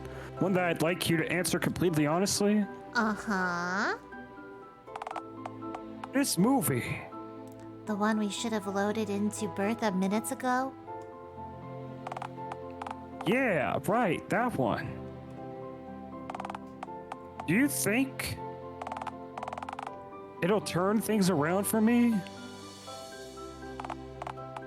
For us? Uh-huh, see? I knew she'd come up. I'm right, as always. Shut. I have a question to answer. Did you just tell me to shut up after I had finished speaking just so you could answer my question, which I'd already finished asking?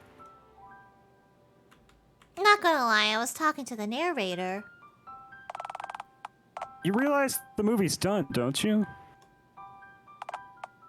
Pal, I'm not recording you right now. The movie's ready to air. Like, right now. Speaking of, I gotta ask. Do you think the movie will turn things around? Dot, dot, dot. Look, man, I haven't even seen the movie. For all I know, it's just 90 minutes of me gargling paint thinner. Okay, not all 90 minutes are comprised solely of... Ah, shit. That's already a sign of a turbulent development process. There should realistically be little to no paint thinner gargling to fill extra time up. You know, I think you expected too much from yourself. And from me. Okay, fine, I rust the editing, I get it. No, I mean, all of this. You're in your 20s, man. That's pretty young in human years. Isn't it? So what? You think developing a film was too much? I don't get how you expected to repair Mr. Dickens' dying business on your own. on your first try at the last moment possible? Hey now, for all we know, the public could love this movie. And they could despise it, correct? Isn't it crazy that you're relying on this one shot to define your future? Oh God, you're right. I've set myself, both of us, up for failure. Hey now, I don't give a flying fuck if this flops. I didn't mean you and me. I meant me and Mr. Dickens. Oh, right, yeah. But look, you and Mr. Dickens will live. I've always got room in my tent if you need somewhere to crash. That's sweet, real sweet, but This was all going to happen anyway, man. I just want you to be okay if when it does.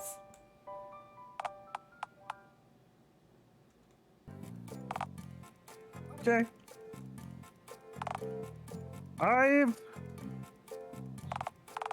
We've done our best.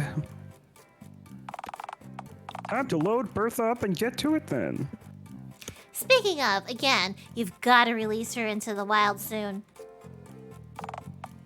I know. Like tomorrow soon. I know. Take a breath, man. Relax. People could really love this.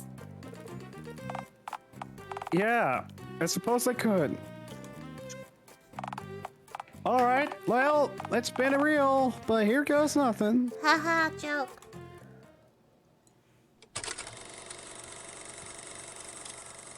Can't wait to see our movie.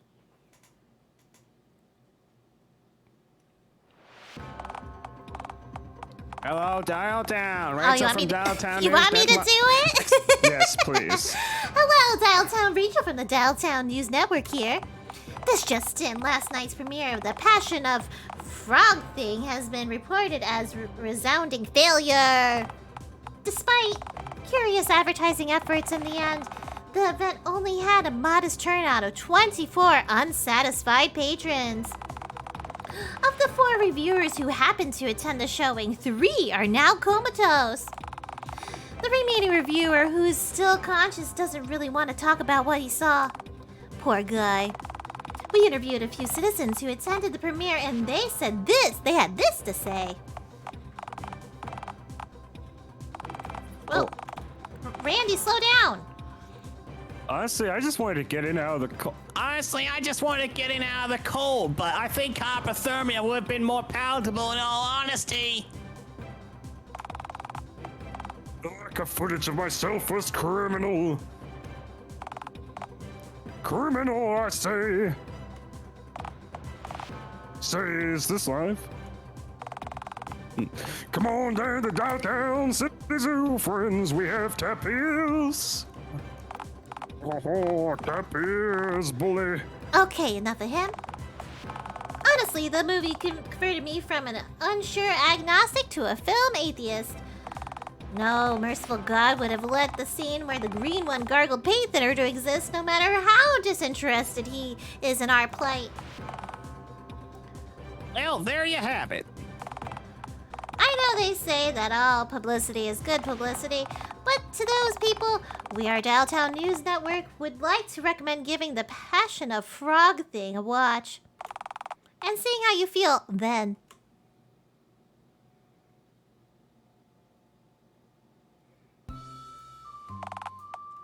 Good morning, Sundance. I hope you're...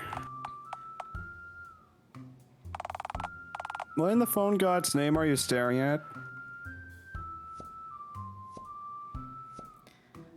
Put a frog in the pot. Watching him trying to climb out. Just a pro tip here. The last 17 times you tried this, the frog died. Yeah, but this time there's no lid, nor a lit fire under the pot. I So, can't believe frogs are tape measures. So the odds are fair, methinks. Right. What's your end game here, anyhow? I want to see the definitive threshold of frog slaughter. Yeah, that's... Say, I wonder how Oliver's premiere went. Isn't that a much more engaging topic to think about? Nah, little Billy told me a few days ago that it apparently bombed. In fairness, is Little Billy really a reliable source of information? Yeah, he was one of the one who informed me of what 911 was, or 911 was. And he said it was an inside job. Conducted by clowns. In fairness, he did show me a newspaper that reported the clown thing. Yeah, but in fairness, you're illiterate. I bet you any money that the article wasn't about what he said it was. What makes you say that? Why would the article's picture have been of a tractor flattening a beach seal? Well, why was there a tractor even on that beach in the first place? Maybe if you knew how to read, you could have found out. Fine, I'll go visit Oliver and ask him about how his lousy premiere went. My words. Brilliant, yes. Thank you. I thought it really added something. Hello, Oliver? Where is he? Where is the boy? Well, I don't know. You sure walked into the right place? This ain't a cinema. Mark my words, the cinema was right here. And that must mean... Yikes, I guess he's already gone. It's already gone. Ah, dread, alas, I was too late. You still might be able to get Oliver's mailing address to send your condolences via mailman, mailwoman, or perhaps carrier pigeon. Ah, yes, the three genders. Hey, friendo, I was wondering when you dropped by. What's the haps? Olive Man, you're here? Have you returned here once more to burn the place down in a scornful rage? Gasp! Did you do this? Did you do all this? I lugged the remaining furniture out of here and took an axe to the light fixtures, if that's what you're talking about. But fortunately, I'm neither a vandal, salvager, nor a copper wire thief. Then why'd you wreck the place? Seems rather rude to me. Hey, I just followed Mr. Dickens' orders. Oliver, my boy, if you're not stripping copper wire from the walls, then why would Mr. Dickens order so much mayhem, such needless destruction, such abundant and ceaseless malarkey? Well, okay, I might have misspoken. I guess I am salvaging somewhat, since it's my job to salvage what's left over from our failed cinema business. I don't understand. What else of value could possibly be left here?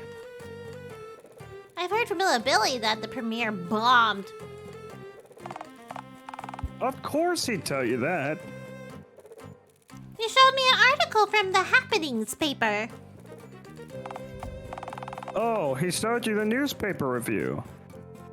Yeah, he said they tore you into shreds. Every single critic who attended the premiere. And isn't comatose.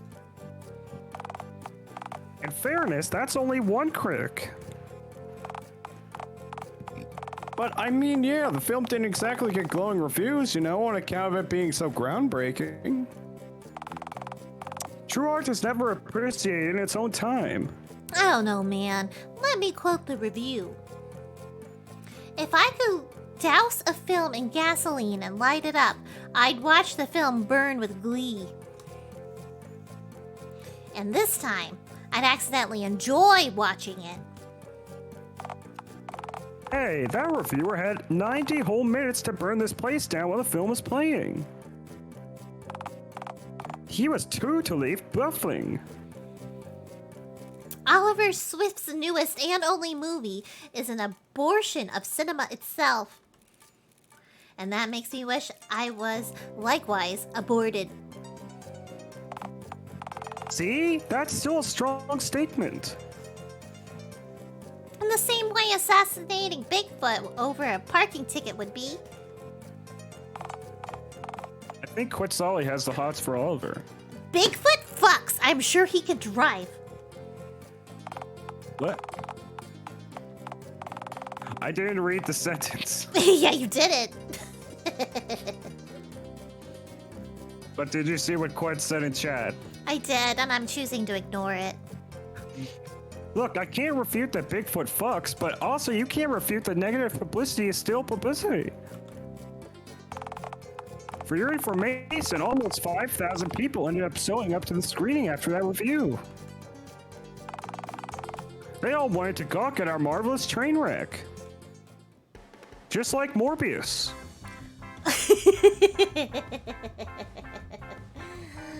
Wait, you made bank? Yeah, people turned up in droves to see our depraved horror flick. Wait, the movie we filmed was a horror flick? Well, I initially imagined it as more of a transcendent piece of media that encapsulated both the sincere beauty and the raw anger of all that falls under the huge thumb of film god. And our movie wasn't that? People didn't really notice the beauty under the divine thumb. But plenty saw the untapped blistering rage and shat themselves. So, people turned up expecting a cutting-edge horror flick. Yeah, and we delivered. Okay, that makes sense. The premiere was a success then. So wait, why on Phone God's green earth are you tearing the cinema apart?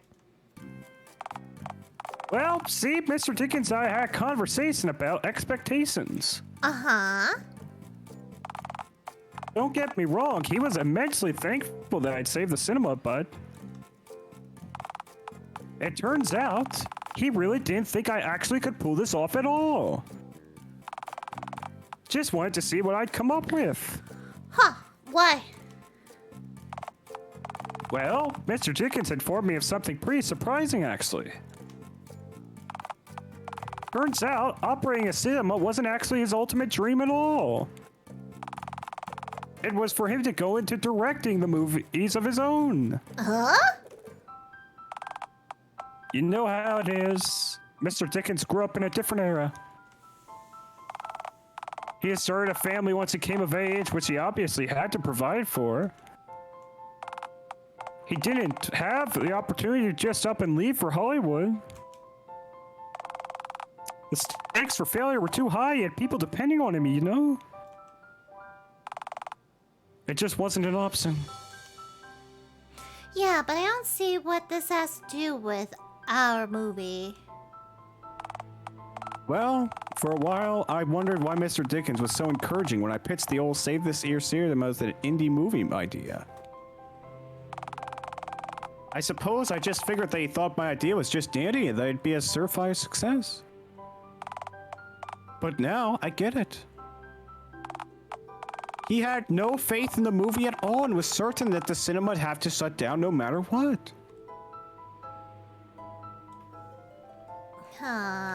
Why was he so sure you'd fail? Aside from the fact that the entire business itself was collapsing in on itself? Yeah, aside from that, I guess. You see, when I pitched the idea, Mr. Dickens said he saw his younger self in me. The idealistic younger version of himself who would have given anything to drop everything and become a movie director. Mr. Dickens wanted more than anything for me to take the risk that he never could. That he and only he should shoulder the burden of my failure, allowing me to try again and maybe succeed. Mr. Dickens said he was so proud of me for doing what he never could. And that's precisely why he couldn't allow this place to remain open if it meant that it stayed the complete extent of my potential. So, that was it then?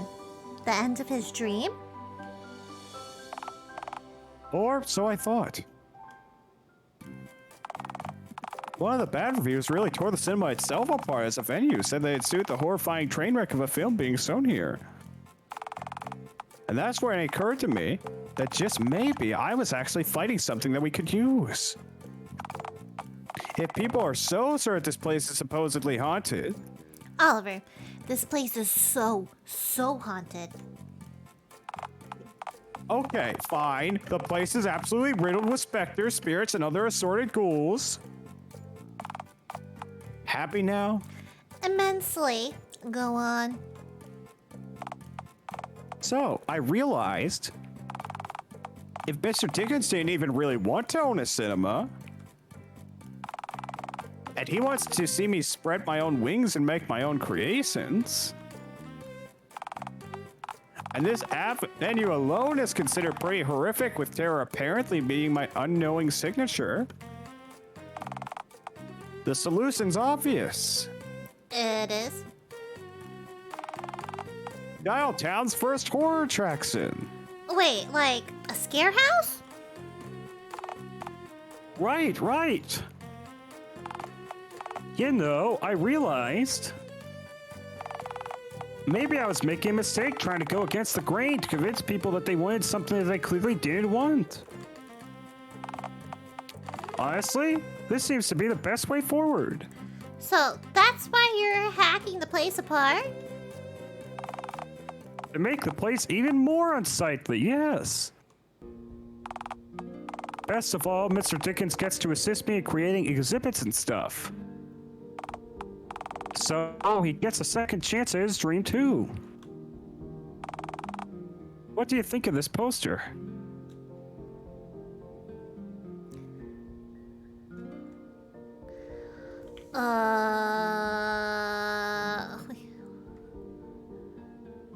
Should I bark? It's cute how it'd be cute even if it was just you.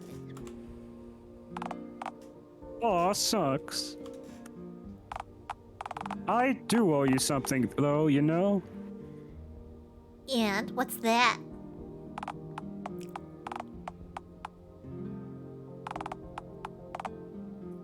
Thank you, sincerely. I want my money back. I could have attempted this on my own, granted. But I don't think I could have ended up here on my own. You believed in me when nobody else did and stood by my side through this thick and thin. You even let me document you so I could take a financial risk for a dying cinema. All for the dream of a man you hadn't even met. There's nothing gnarlier than that, Slick. I was really bored. I don't know.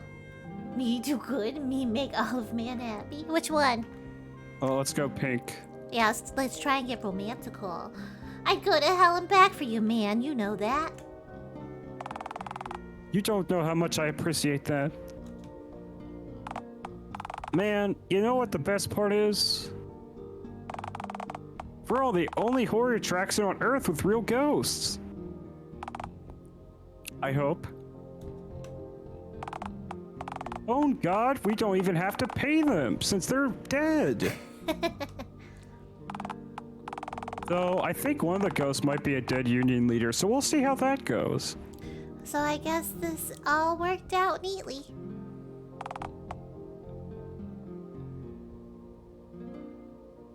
I guess so. What of Big Bertha? Oh, I did what you suggested. I let her go. She's free now to roam phone God's green earth as she pleases. Good. Now sees the great outdoors problem. Actually, nah, I misspoke earlier, come to think of it. The best part is that Hey, bozos, how's it hanging? I heard your movie totally fucking bombed. The best part is that I get to do this. Oh! Ah! Out you go, you little scrote! Attractions is ailing teens only! Bye-bye! Oh, it's my youth glands. Ha! Red! He's maimed now. See, now he's really my type. This is truly the best possible ending. Wow, Sunday, I didn't know you were into that. Oh, well, you know. Oh, whoa. Ah! The ending where everything works out just fine for Oliver Swift and the gnarliest man in Dialtown. Yay! Is there more to this game? There's other romantic paths, yeah? I don't know how do we get to them. I think we have to be a cat. Or a typewriter. Oh, yeah. Why is a cat? You want to try it and go start a new game with typewriter head? Yeah, do you want... See if we can get the bank lady? Because she's pretty early on. We can just go straight for the bank. Yeah. Okay. Bow. Bow. I think you can... I think we could romance Randy, technically. Unlock you must...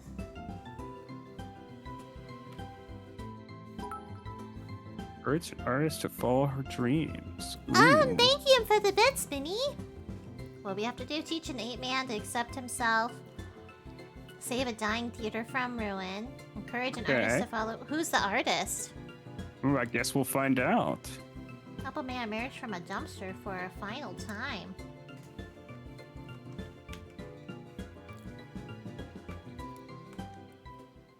Oh wait, did that say how many datables met? Want me to go back? Yeah.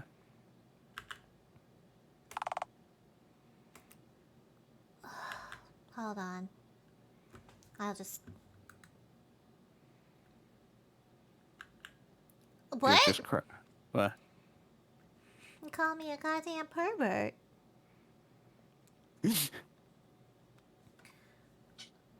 Okay, let's just go with it. Typewriter head. I did. Last time we were a they them. Mm-hmm. Although last time it did not set a gas station employee so sleep deprived they're hallucinating. No, it did not. Last time it just said villain. Yeah. Let's be a girl. I was just clicking through this so we can go back to the thing. Yeah. So,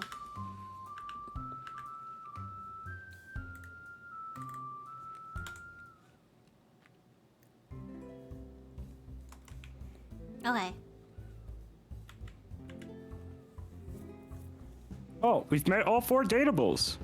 Yeah, those are the 4 you can date. Okay, so we did David. David? Who's David? Okay, sorry. Oliver. Who's David? I don't know. David? I don't know. Okay, yeah, we got Randy. I think that's the help a man emerge from his dumpster for a final time. That's Randy. And then Okay. obviously Karen's the artist. Okay, so let's go for Karen. Okay. Can I get water? Yeah, I'll be Okay. right back too. Okay, I'm gonna throw up the burb screen.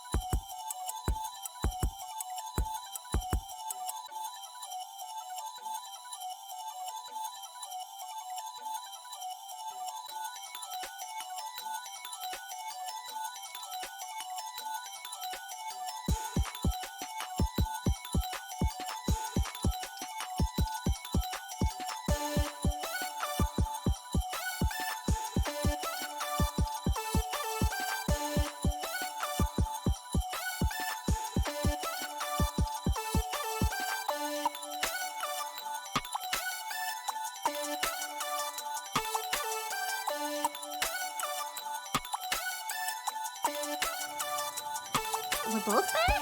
Holy moly. Such good timing.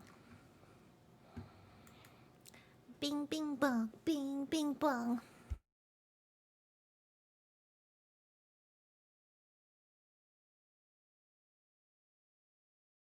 Yeah. We can also take a second. Yeah. Well, I mean, we're gonna be skipping over a lot of dialogue anyway.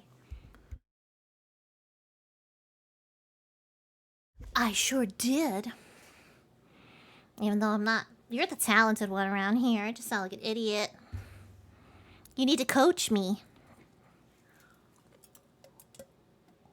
I want to be better. Okay, I got water. Burger? Ooh. Yes, I would like to skip all this. So, do we want to be Sundered again, or do we want to be QWERTY? Because we're a typewriter.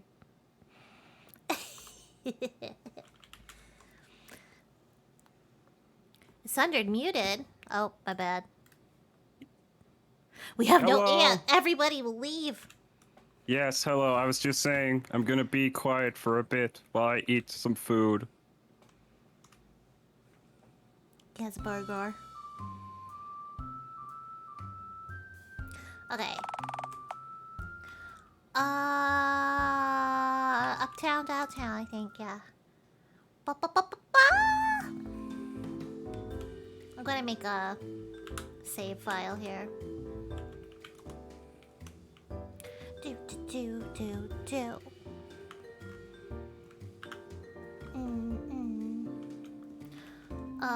Leave area. Bop, bop, bop, bop, bop to the local bank.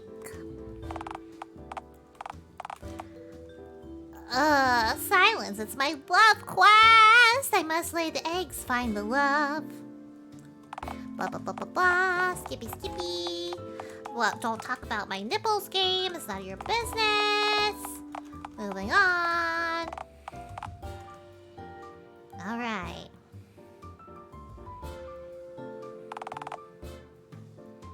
What would you like to do?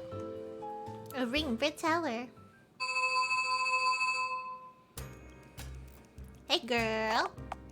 Hello, ma'am. Welcome to the Dialtown City Bank. My name is Karen Dunn. How can I help you? Da, da, da. You're green.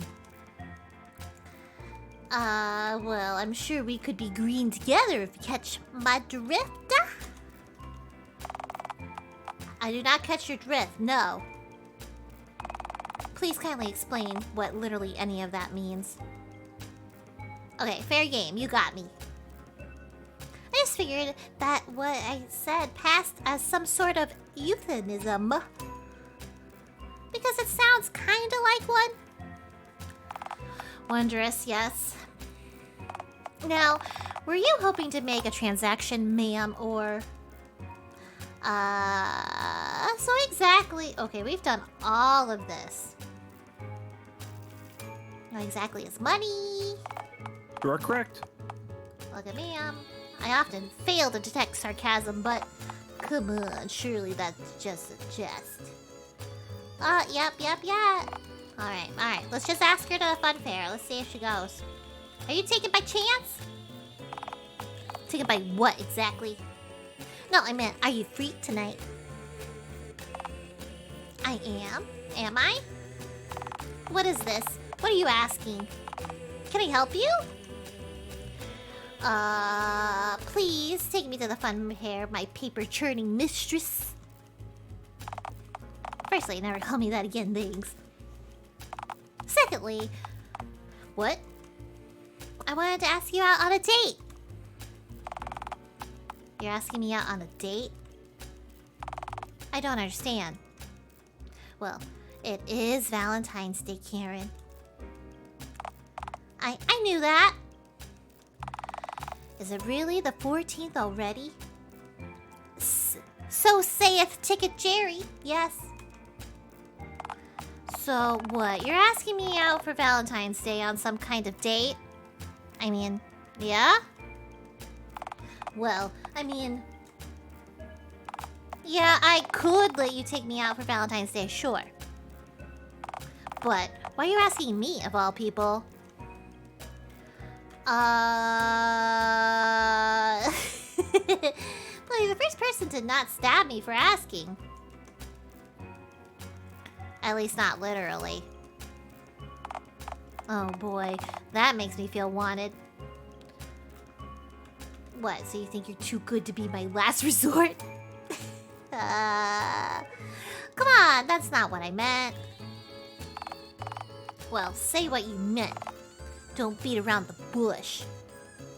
Surely, you can see that I'm different. You have green skin, half a dozen nipples, and I don't even get me started on whatever your head is crafted out of. Alright, I get it. You do seem to be relatively comfortable around me, though. That's actually not all that common. Pal, have you seen the kind of customers I get on a daily basis?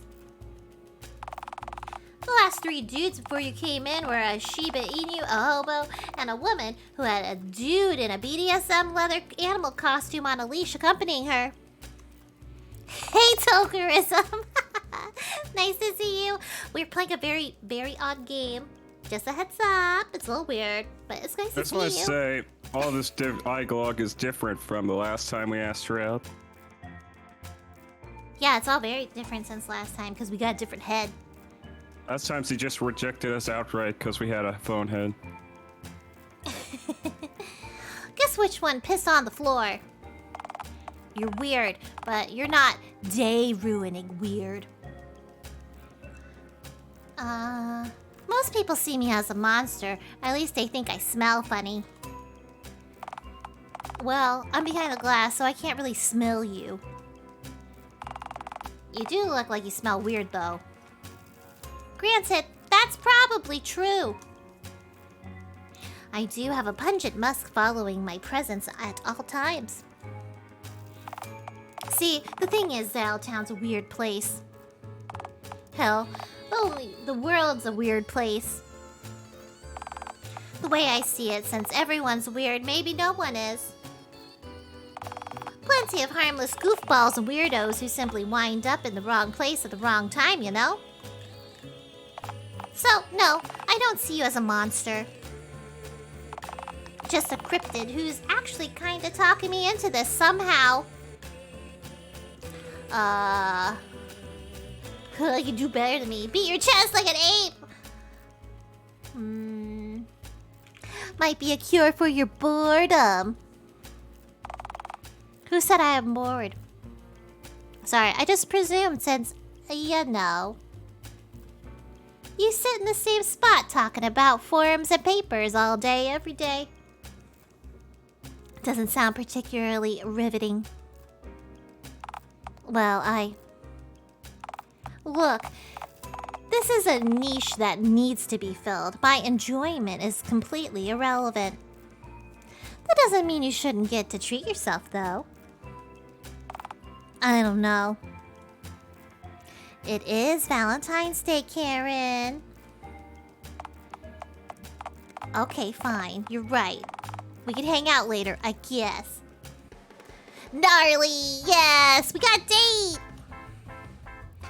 How does the fun fair suit you? I'd rather pretty much anywhere else, if I'm being honest. It's kind of really moist and loud. Like my ex's apartment. It's fun. Quiet, dry, and sanitary places can be fun too, you know. I never seen a fun dentist office. Okay, fun fair it is then, I guess. Alright then! Away we go! Away we don't go. My shift doesn't end for another couple hours. My shift ends at 6 p.m. and it'll likely take me a good 30 minutes to reach the fun fair. Give or take. Not counting traffic and potentially getting hit by a bus or like kidnapped. Well, say 6:30 p.m. for the sake of simplicity. Great snakes, that's hours away. What misfortune. So, does that mean I have to stand here for like hundreds of minutes? Well, no, because if my boss saw me letting you loiter here that length of time, I'd get sacked. So, you can all wait for me wherever you want. Just not here. That is quite the question. Where should you wait? Keeping in mind Karen will be off work for a good few hours. That's a tricky one. I can talk now. Are you sure, Burger Boy? Yeah, I ate the burger. Okay, go ahead. And some very subpar macaroni. Oh, I'm sorry. Maybe we should weigh up the... Ticket Jerry! Alright, to that startled wretch of a man that you insist on torturing with your intimidating presence, I guess. Yes, I do. I insist. Hello again, Talon. Hi, Talon. Did you miss me? Ticket Jerry! No, it's more like Ticket Jerry. Ticket Jerry! God, no, Where's my damn can of repellent? I need to. Please, I implore you, vile demon. I am tired and near death. Surely there's another tired tertiary sector worker somewhere in this hornet's nest of a town that you could bother even half as relentlessly as you have me. But Jerry, well, we have a special. Also, in the same way a particularly debilitating hernia would be, I suppose. You ever think about how hernia sounds like the female version of the name Henry? No. Hey, any parent dumb enough to name their daughter Hernia is raising a future serial killer. We have an existing name for female Henrys. It's Henrietta. Close gob. Or else. Are you seriously threatening me for me pointing out a name?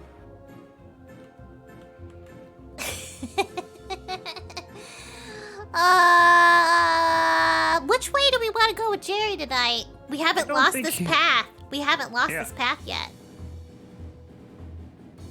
I don't think we can even romance Jerry, so just flirt with him. Okay. Or say bitch class. Nonsense. Which do you prefer? I could never hurt you, Jerry. You flirt like I'd imagine Mothman would. I hope you know that. That's nice. What compliment. Just with less screeching and fewer dead mice falling from your gullet, that is. I can screech if that enhanced the experience for you, dear. It would not. Smiley. Stop looking at me like that. Look, ma'am, this is simple. Find someone to take you here and voila, you can exploit a festive loophole to gain entry. This is out of my hands. My boss has me legally registered as a houseplant and has watering me down in his tax forms as a work expense. I could be on a lower rung here. What if I told you that I do have someone to take me? Well, then, I'd mostly just respond with vocal disbelief since you waited this late to the conversation to tell me that. I'm pretty troglodyous. What? Troglodyous? I have no idea. I've never seen that word. But I imagine it's related to troglodyte. Oh, yeah. Okay, so where's your date then?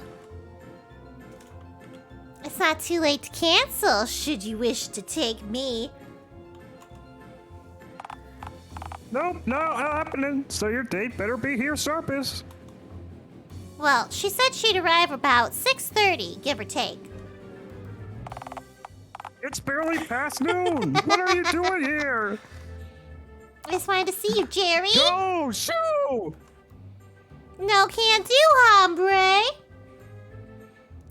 You'll just, like, move the entire ticket booth when I'm gone or something just as absurd. If I could move the ticket booth in its entirety, ma'am, then what stop you simply running through the gaping ticket booth size hole that be left in our perimeter's defenses? Fairground snipers? Do you mind if I take that idea down for the next time I see my boss? I do mind. I hate being shot at. Look. Just go home, get some rest, maybe freshen up for your date. Or rather, in what I'd imagine to be a typical case for you, come back even stickier than you are now. The fun fair will still be here when you get back. I'll still be here when you get back. And heck, maybe your date will be too. Come on, ma'am. It's Valentine's Day for me too. Surely I deserve a break as well.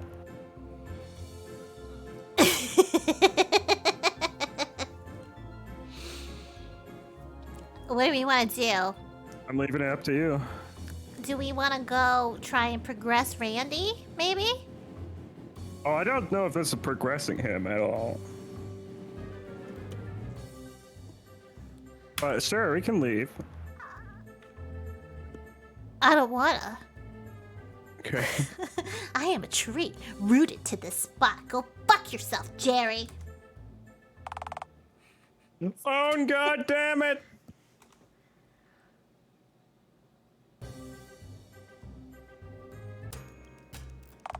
Well, here I am, 6:30 on the dot, like a Karen. Oh, QWERTY. Hey, you been here long? She's been here for fucking hours, Karen! Customer after customer paid themselves in while this monster stood there for hours, lingering ominously in the background. QWERTY, didn't I say that I'd be arriving at this exact time? Karen, she remembered and simply refused to leave. Sounds like me. Fuck you, Jerry! Don't ever use logic when speaking to me. Please, Karen, I beseech you. Take this monster off my hands, or at least give me permission to call the police. You don't have the balls, gerbil! If you had, you wouldn't have done that hours ago! Geez, this is quite the encounter. I'm sickened but curious. I kinda wanna pay us both in just so I can see what'll happen next. Aaron, you're not. Surely $2 is worth the price of admission to the fun fair and a front row seat for whatever kind of antics she could possibly have in store for us. Oh, baby.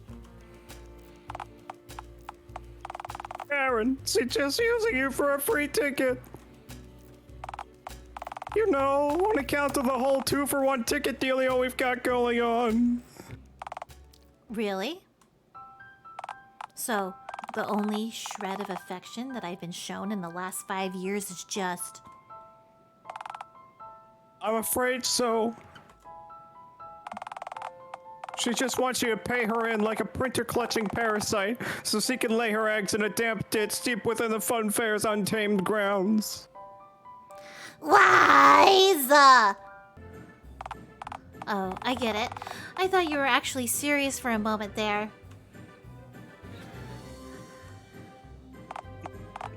No, Karen, I really mean it. She really is going to. I may have a bit of a reputation of not detecting sarcasm, but come on, Jerry. You think I'm enough of a fool to believe that QWERTY lays eggs? Karen, I really mean it. She's akin to a fucking Sasquatch. An oily, moist, egg-laying Sasquatch. Yeah, Toglerism, I warned you. I'm sorry. we boarded this ride and we didn't know what it was gonna do, but we're finishing it. Sunday has said things they never thought they would say while my playing god. this game. Oh my god, the things I have said. Running through Like my head, ogre running through weenus. my head. Oh, shut up. No worries, I decided to say I'm taking responsibility for my actions. And things even more graphic than Weenus. Oh my god, stop saying it. Okay, Weenus. What a ridiculous proposal. 2 tickets for me and my date, please, Jerry. Oh, thank the phone lord. Look, it's a wild story, I know, but... Hell, why do I even care? This is out of my hands now. And you two go, I guess. Enjoy the... yeah. Oh, we will, Jerry. Okay, hell yeah, take time. Come on, milady, we have a hell of a night ahead of us. A wink. I know I tend to take things literally, but I really feel as though the hell part of that statement may just come to actual fruition.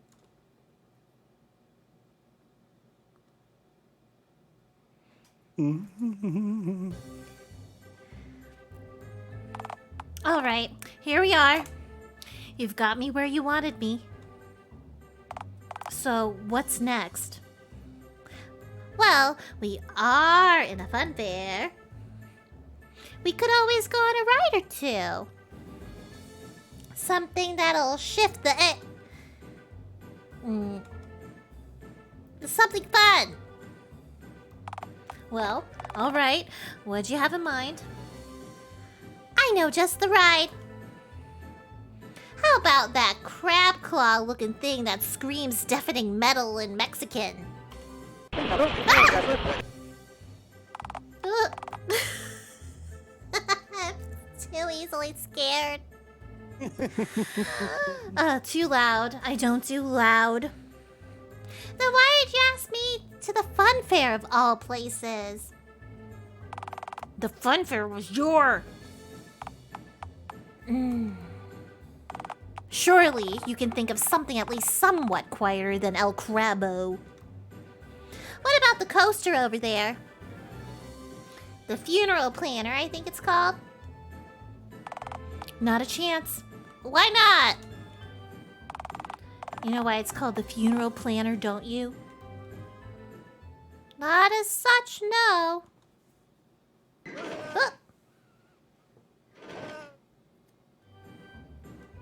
Okay, that filled in some gaps, yeah.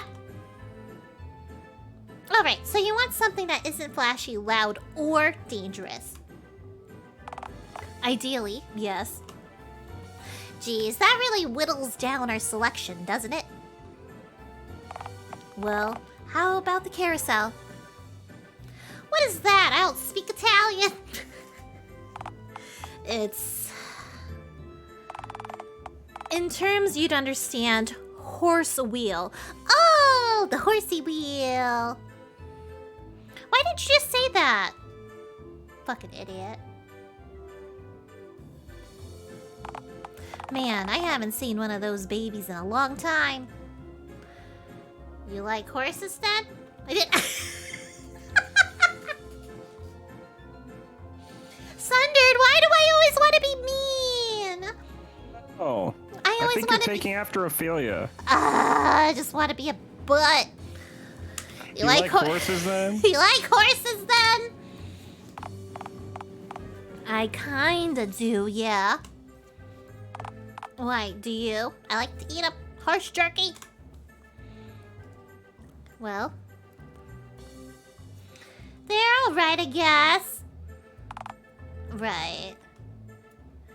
They kinda just stand around making dumb noises with their mouth all day. Well, that and galloping around and eating hay, oats, and other assorted grains. Oh, posture check. Sundered, sit up. Okay. What more can you ask from a creature such as a horse? Right. Don't take this the wrong way, but you're awful at dating. Thanks. I like to think so too. Now, onto the horsey go round we good. Get. You're like what? Say, what's this? What do you mean? Why are their heads like that? Oh, well, it must be an antique. I don't understand. Why doesn't this horsey have an engine for a head? How else can I properly gauge the beast's horsepower? Like I said, it's clearly an antique. This carousel must have been produced before the worldwide dial-up. It wasn't just us who had that done to us, you know. Animals, too. Really? Yep. Originally, mechanical and organic entities were distinct. So the whole world was altered? But surely not everyone must have been manually changed. Surely someone must have been missed, right? Don't tell me there's another one of your clown theories again. Okay, never mind. Let's just get on the horsey wheel. Yeah. The horsey wheel.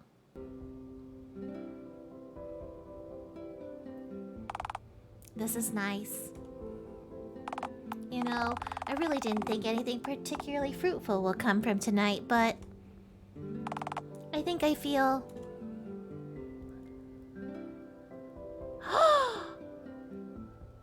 She's got it bad!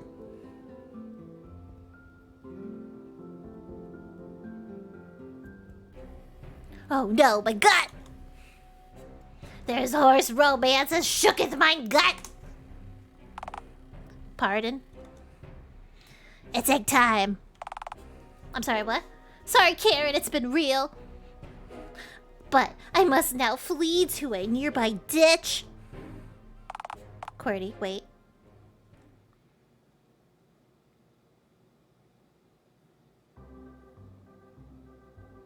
Here. This hole will do. You really think abandoning Karen like that was fair? On the horse that go round, no less? Is nothing sacred anymore? Shut! Pregnancy waits for no one! Not for Karen, not for me. Not even the horsey wheel. Alright, fine. Speaking of pregnancy waiting for no one, when do you think you'll... That's my egg laying noise. Well, there ye are. Your younglings. Your repugnant, scaly younglings lying in a damp ditch on the cold, hard ground. I'm so proud. Do you feel pride, Quarty? Motherly pride? Nah, they're alright. You certainly think very highly of your offspring, don't you? Nah, I find them hit or miss. Haven't done much to wow me. They haven't hatched yet. Oh, sure, but when I sleep past 8 p.m., I'm the loser. Yes, you are! How on earth did you manage to peak as a pre-hatchling? Oh, wait, speaking of hatchlings, aren't yours a little exposed? Oh god, oh fuck, predators.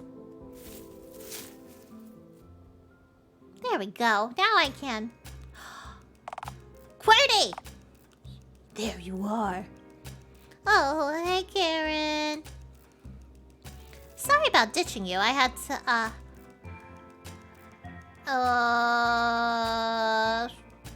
do we want to build this relationship on lies?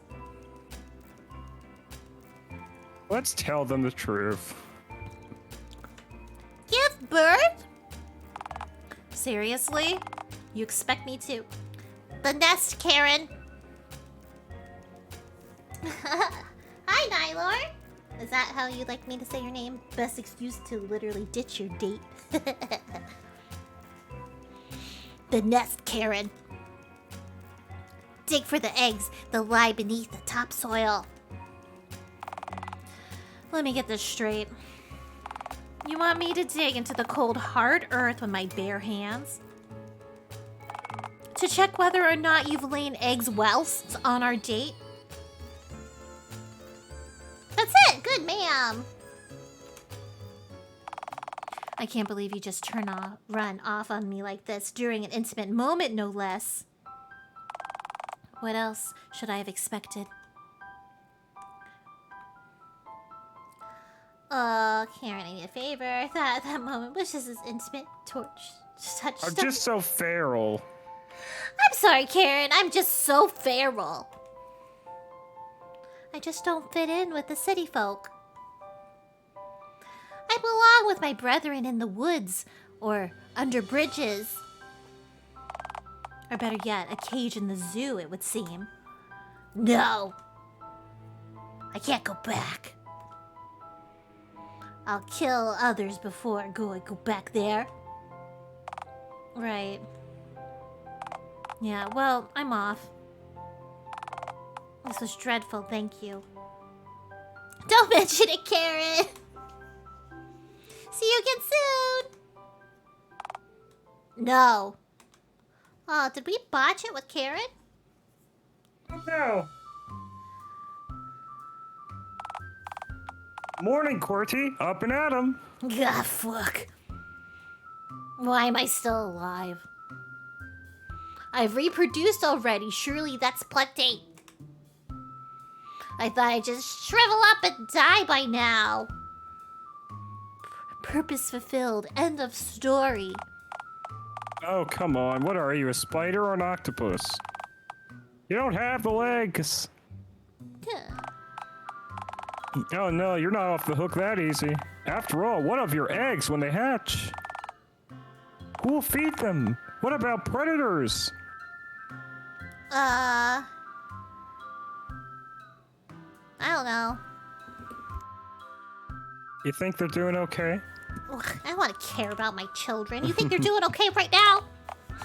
Well, you buried them, so unless anyone feels like digging into the cold hard ground to forage for eggs, maybe check in on them in a week's time. Noted, yes. Damn. So, you're awake now. Unfortunately, yes. So, what now? Huh. Yeah, see, I'm not good at coming up with ideas. At least ideas that don't involve pregnant groaning, foraging, and scurrying. You did not have to say that. And with my young having evacuated my swollen lime gut. I guess that leaves scurrying and foraging on the table? Look, I've said this to you before, and I'll say it again. Scurrying and foraging are fine as occasional hobbies, but come on. They don't quite fill the gaps that'd normally be consumed by shit like child rearing or having a job. You expect me to work? Yes. Come on, it's not that bad. Maybe you could try putting a tie on one. Formal striped noose? Pass. Not all ties are striped, you know. There's always, like, novelty ties that look like pianos or fists. Granted, your boss might not allow those at work. This is already an endeavor filled with compromise and disappointment. Oh, it's not so bad. Maybe you could do something menial and repetitive. Maybe work at a nearby firm. File some taxes for citizens of DT. There is not one part of this that I don't despise. Pass! The hardest of passes. Look, even deer and wildebeest and shit tend to have to sit to get up and do. I'm sure you have something to do other than aimless scurrying or scratching the ground like a peckish boar. Wait. Karen. I wonder what she's up to now. She's probably at work. She does live in a society as the rest of humanity does. Oh, right, that society thing. Yeah, it's everywhere these days. I guess I'll be on my way to the bank then. After all, banking is one of the 4 pillars of the civilized world. Alongside jerky production, the President Factory, and Bigfoot hunt film crews. It's always Bigfoot with you, isn't it? They will never find Bigfoot using stealth and deceit. They must come to him openly and honor the ape man undiscovered. Look, I'm tired. You certain you want to find Karen? I can't imagine she'll be too pleased after the last time you saw her. It will be fine. She works in the public sector. I'm sure she receives wanton cruelty daily. Either nice or fair. But it's what's expected.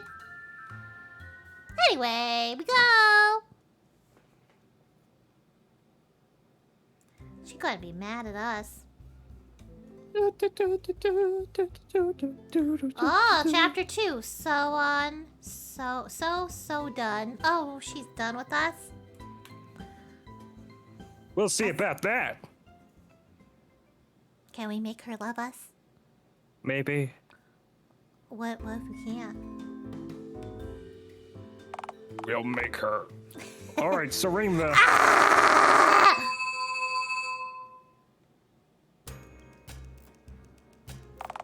Cordy? Why are you here? Hey, babe. As they say in Nebraska, back. Well, as they say at work. Look, I'm at work. So, unless you have any important business with DTCB today, ma'am. I don't understand, Karen. I thought what we had was special. Special? You ditched me during the date.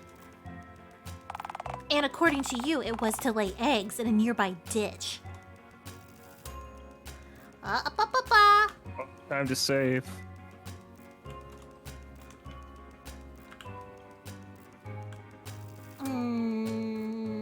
Ada. Oh. Ada.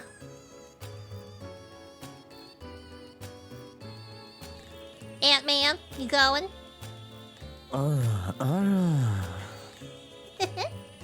Okay.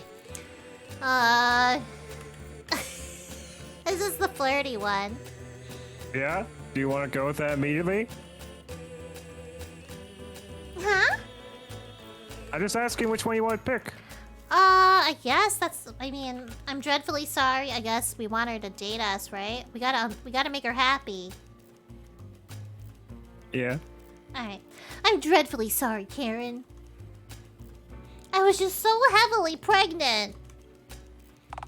Look, this is all very interesting, but I'm at work and there's a vast line developing behind you.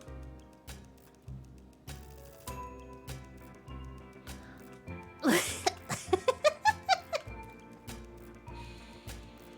don't know how I feel about every red option being what comes to mind first for me as a human. Oh, yikes, I see what you mean. Look, you can just leave and come back when it's less busy, if you really want to have this conversation. I just can't have you occupying this space for this long without getting in trouble with my boss, after all. So, what will it be? ... Oh, another route diverted Another choice. one. Wow. Should we try to convince her to leave? Yes. But Karen, what if we both left, like, together? What? You're asking me to just leave my job? Why on earth would I do that?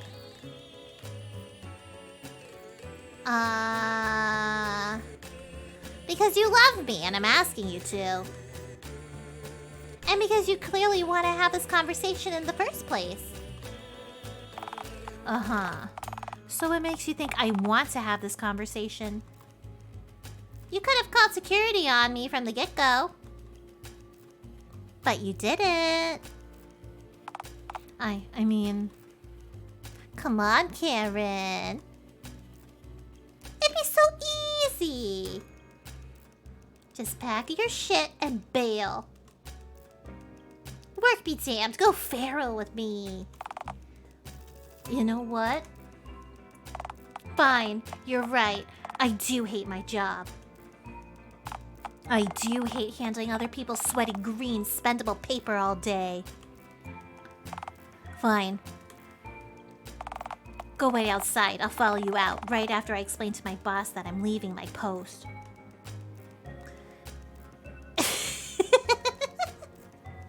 Cowabunga! See you outside, girlfriend! Let's go, Karen. Don't call me that. Oh, yeah. All right, well, here we are. The great outdoors. Or rather, on the street, just outside Dialtown's favorite institution of student moneylenders. So, how long do you think it'll take Karen to come out? I don't know. If I was Karen, I just wouldn't come out. She wouldn't do that. Would she? Almost definitely. Maybe. Yes, mayhaps. Shitballs. Aha! Sorry, I probably kept you waiting a good 60 seconds. Don't apologize. Good things are worth the wait. That was at least 90 seconds. But I glitched. I'm so good like that. Oh. I don't apologize. Good things are worth waiting for. So is vital surgery, keep in mind, and vital surgery is hardly a trip to the fun fair. It can't be if you put your mind to it. The survival odds are about the same anyway. You know, that's actually correct. Horrifying. Anyway, sorry for that minute wait, by the way. I had to handle my resignation. What now? Well, you told me to grab my things and bail because I hated my job, so I did. Now, I'm no longer an employee of DTCB. No, what I meant was... I didn't mean to leave your... Are you seriously about to tell me that I quit my full-time job because of a communication error? No, I mean... Oh, chop out an onion like an apple. Sure! Where'd you get that onion from? It's my cringe onion. I bite into it to relieve dramatic tension. I am 100% more tense thanks to you doing that. Well, yeah, the onion doesn't erase tension, but merely passes it to another person. The onion did its job. Right, yes. Anyway, you sure typed up that resignation quick. Yeah, I had it practically rehearsed. This is the sort of thing I normally just fantasize about obsessively. I want to see it. Ah! Yes. Sundered! Plus, he has a printer mouth.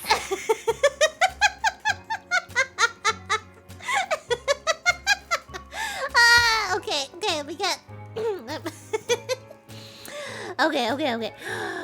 I'd love to see you pass a warm sheet from your printer mouth. A wink. Okay, see, that's the one thing you could have said to ensure that I don't show you my resignation letter. Oh, come on, please. All right. But if you look like you're enjoying this too much halfway through and I get uncomfortable, the page sliding right back in.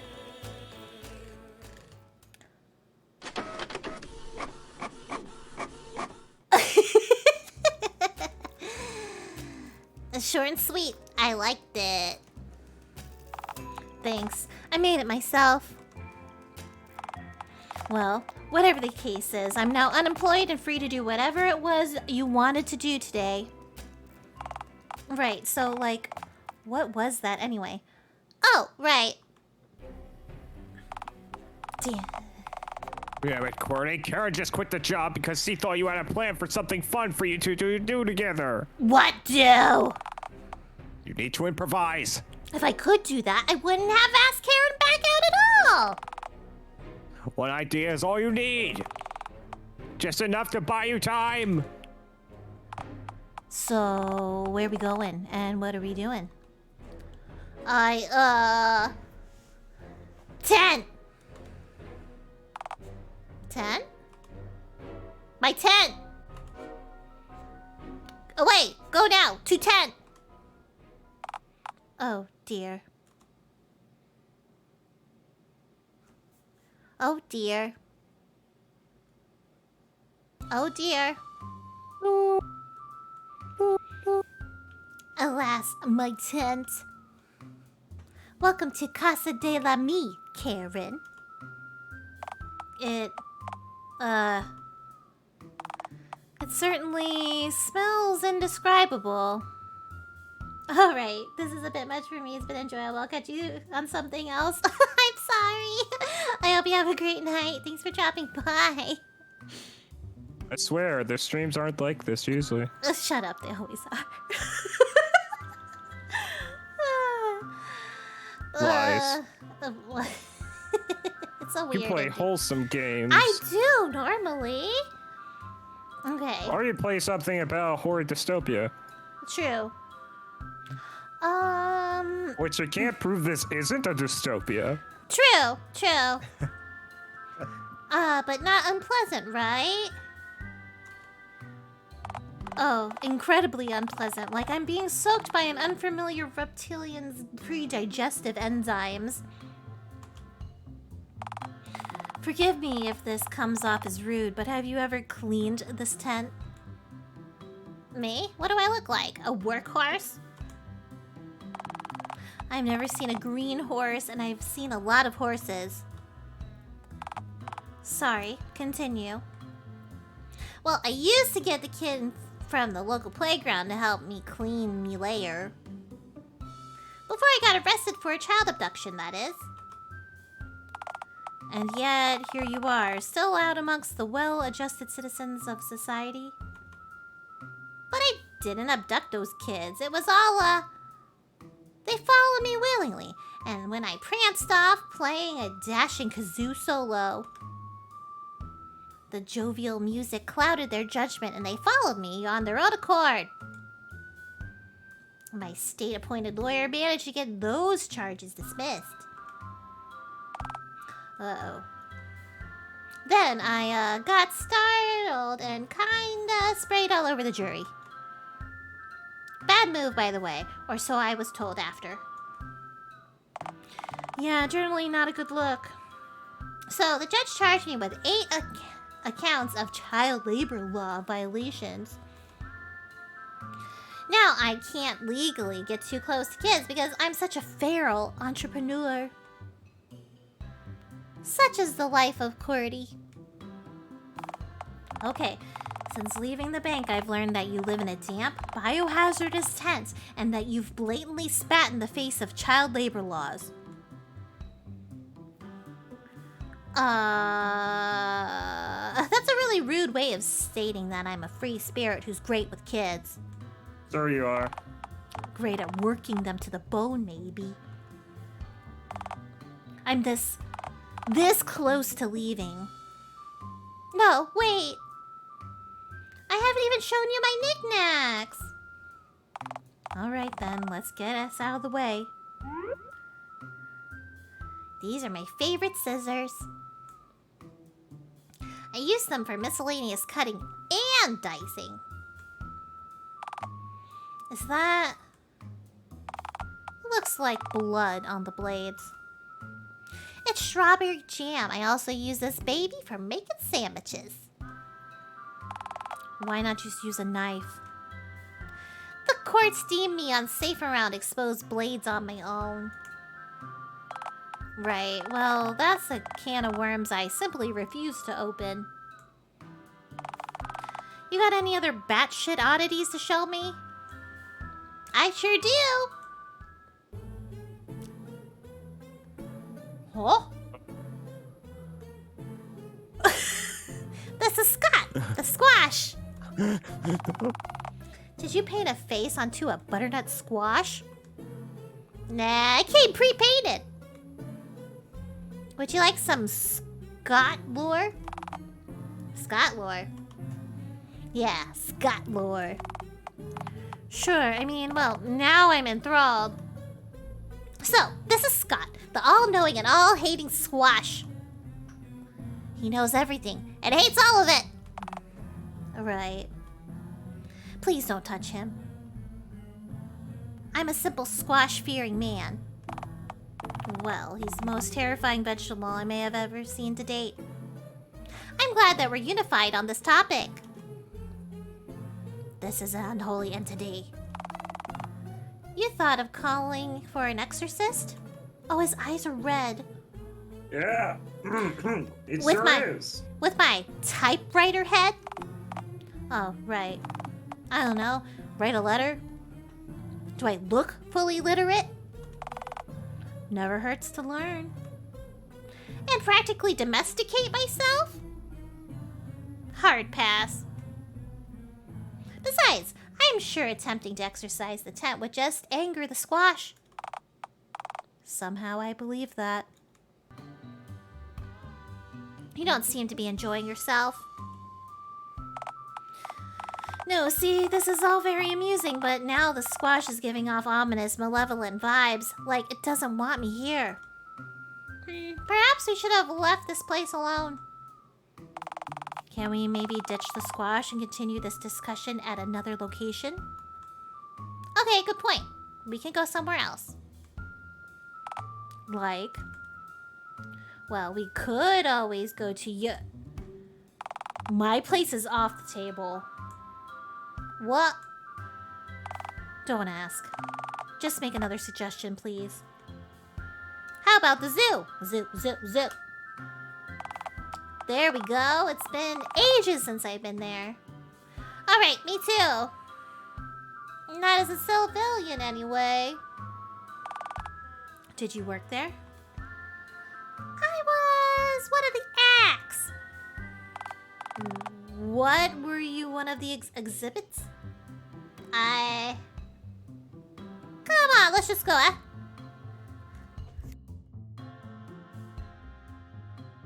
I can already feel his presence coming. You prepping yourself? Yes. I'm sorry. No, it's good. Well, here we are, Karen. Man, it's been years since I've been here. Do they still have animals here? Last I heard. Splendid. That's the best thing about zoos. Now, let us...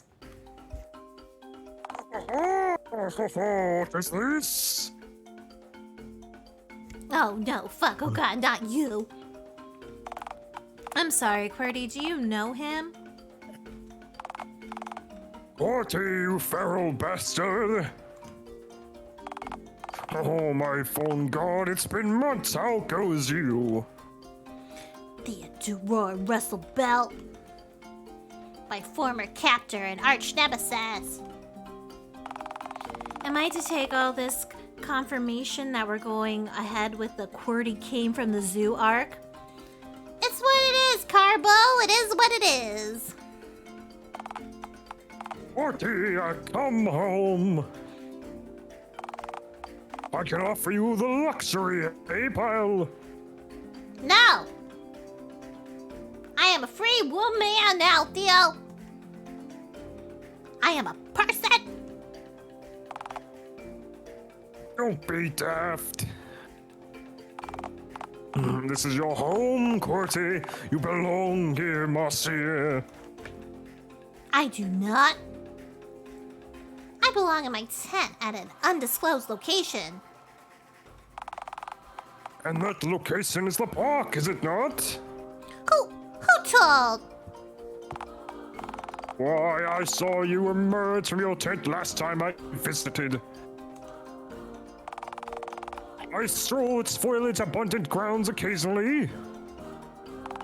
Oh, for all sorts of fancy vermin contained here, we have nary a duck nor swan, forcing me outside our perimeter to merely observe them. And nary are you, too. Come home, lass. Boy, this would have been a... Now, woman. Qwerty, you must be contained, studied, dissected. Hang on just a moment. Hush now, woman.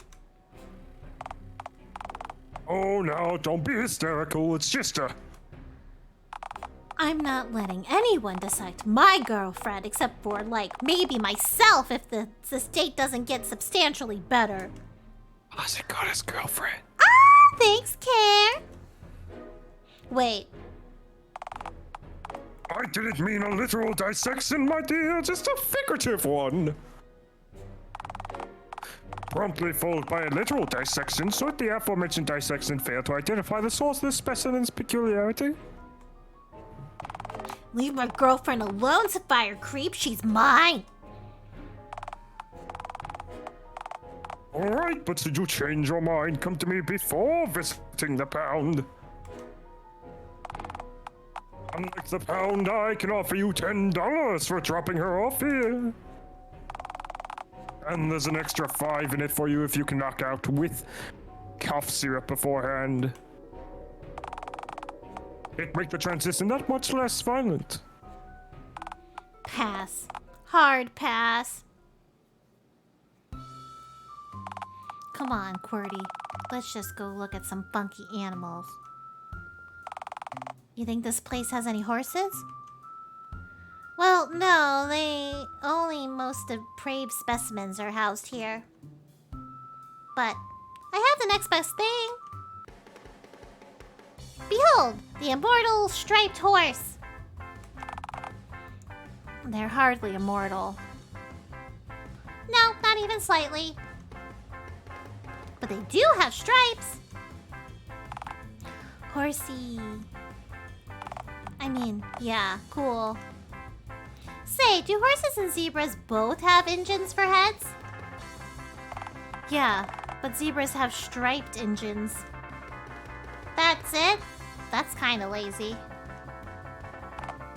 The Ring Bull says that Bone God was hungover when he created the zebra. Oh. Hence, striped horse. Yeah, but are the stripes the only difference? That is the definition of a zebra, yes. Whack! Oh wait, don't zebras have off-road engines actually?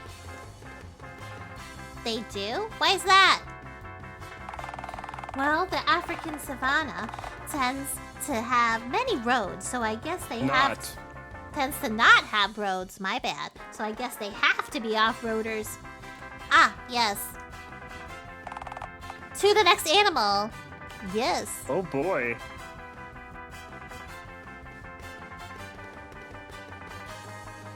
What? Well, isn't that a bird? I refuse to count them as such. Why not? The thing it can't even fly. What's the point of being a non-flying bird? It's a giant screeching cotton ball with an elongated shovel head and large, muscular, taloned legs. What's wrong? I was wondering where its head was. Oh, so you aren't into talons? Not at all, no. Remind me to trim my toenails later.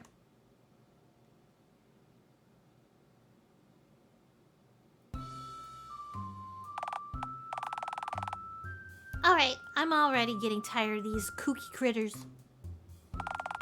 We can pass one more enclosure on the way back, and then I'm done. Well, we can't pass the gorilla enclosure. And why not? Unfinished business. Well, the area to the right is blocked off because the tiger escaped. So, you want to just leave without seeing the third critter? Wait a moment, is that... I think my favorite exhibit is right... It's way right now. Oh! Behold. My elongated, blotchy-coated maiden. I'm sorry? That's a giraffe. Isn't she beautiful, Karen? She's long and weird looking. Besides, how do you know it's a she? I returned, regretted it, but I'm too invested to leave. Well, you're always welcome here in our weirdness. Oh, Yeah. it's a mystery. I mean, it's not like I lived at the zoo or anything. You and Theodore explicitly told me that you... Is this some kind of wind-up, some sort of... Shush! It's giraffe time, Karen. Hey, you girl! Don't listen to that nasty woman. You're beautiful as you are. Fuck yeah, that's a good noise. No. No. I'm not letting this long-necked bitch steal you away from me.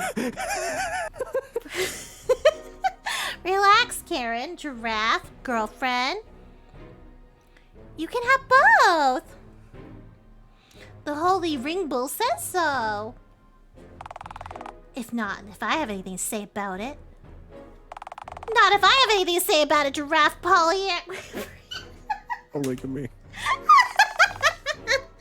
I believe you have a choice to make. Come on, Karen, you ultimatum issuing wench. Don't make me. It's me or the giraffe. Oh, let's make a save. This game gets worse by the second. I'm sorry. Giraffe. I choose the giraffe. Oh, got a little too aggressive. What? Why would you? How could you? What does the long-necked harlot have that I don't? Karen, have you ever heard the expression deep throat before? Its head is a ladder, you idiot! It doesn't have a mouth. That's simply not possible in the slightest. Not with that attitude, Karen. I can't take another moment of this. If you love that giraffe so much, then why don't you just marry it? Qwerty.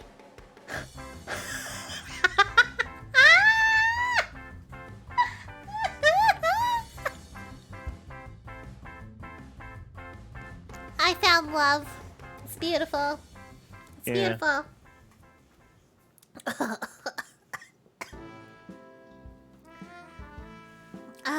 Toast. Didn't think why you married a goddamn giraffe for some reason. See, you made the right decision coming back. I toasted that. I toasted that too. Love is love is love. Okay, we'll reload. I choose Karen. Okay. Why not? Why? Well, of course I'd pick you, Karen. Then say it. You're making this extremely difficult, Karen. Qwerty? Oh, alright. I choose you, Karen, and hereby discard my big titty giraffe girlfriend fantasy. Now, was that hard? You'll always be in my dreams, my long furry maiden. What was that? Nothing? Well, a change of venue is in order then. Well, what's your place like? Oh, no, I don't think. What, you'll think I'll spray up the place? I mean, yeah, now that I'm thinking you might, but it's not like that. Come on, QWERTY. Well, where else could we go? Movie theater? Noisy. People eating loudly everywhere. Pass. Back to my tent? Unless it somehow followed us here, that accursed squash still be there. So definitely not. The bank? That's your best idea. Fine, what do you want to suggest? Do you want to end the date then? No, I want to keep going, but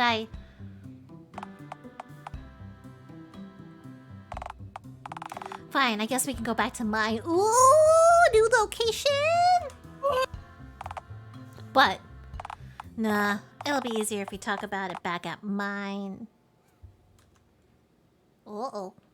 What she got? What's she weird about? What's she weird about? Alright, so here we are, I guess. Your home looks like a doorway. Thanks, you'll find there's even more home behind the door. Egad's wondrous. May I see it? No. Sure, I guess. No point in keeping the band-aid on any longer. Behold.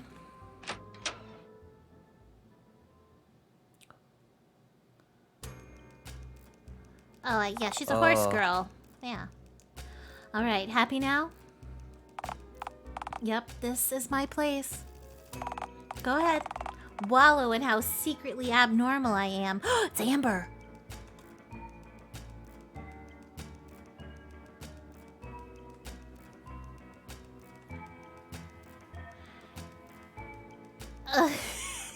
You seem to enjoy horses. You seem to enjoy horses. I seem to, yes. Say, can I ask you a question? Is it horse related? What do you think? Then, alright, go ahead, get it over with. So, why do you work so hard on hiding this part of yourself from the world? Karen, the horse enthusiast who works at a finance job that she despises all day, every day, doesn't really roll off the tongue, does it now? Most run-on sentences don't, to be fair. Har har. Come on, you know what I mean. Imagine a good, hard-working typewriter who's got her shit figured out, walking into a bank and seeing an obviously bored printer behind the counter playing with horse figurines. Do you think any budding romance is going to stem from that encounter? Do you think people like that get promoted? Do you think that aforementioned typewriter would want to ask the real me out for coffee? Well, I did. Yeah, well, they're not. Wait. Do you see me as a lesser person, Karen? Yeah. No, not at all. Not now. Did you? Look, you're great. I think quitting my job to spend the day with you says more than sappy words ever could right now. Obviously, like you a lot, a whole lot, have to have done that. You did hate your job, to be fair. Okay, I was itching for an excuse to quit my job / die spontaneously on the job, fine. But I was also tremendously unhappy. Oh. I know how it feels to live on a continuous loop. Loops aren't so bad. Sometimes, some things are worth doing more than once. Yeah, but when I get home, that I get to be myself. I can't let myself get too attached to weird customers or strange, whimsical ideas when I'm out of this apartment. It's not proper. Or rather, I couldn't, I suppose, since I did just leave the job. Don't you find it all exhausting, though? Constantly censoring yourself just to appeal to a snooty majority? Oh, I'll tell you what's exhausting. Me! I'm exhausting. Wrong. Doing the same dead-end job daily for a boss who hasn't given me a raise in 8 years. Was that a counter-argument? You just proved my point. Okay, what the point was that? That being normal is bad? Yeah. There's no such thing as normal, Karen. You said so yourself. My point was, why try to be something you're not? You said it yourself. You weren't even going anywhere. Well, nobody's ever gonna want to date me if I... Am I not good enough for you, Karen? You sure could have told that giraffe that you were not a fan of polygamy, too. Well, nobody's ever gonna want to date me if I... Okay, maybe you have a point. Maybe I don't want to spend my life with someone who's fallen in love with a person that isn't really me. Alright, you win. Society is stupid. Yes. I knew it! I knew gravel was just domesticated rubble! The most accommodating of rock fragments? Okay. But be happy and weird is hardly an entire lifestyle. It is you'd for be me, Karen. surprised. Yeah, right? It is for me! I have an apartment, a home. I have rent to pay. Oh, right there. Huh? You like rent? No. Who does?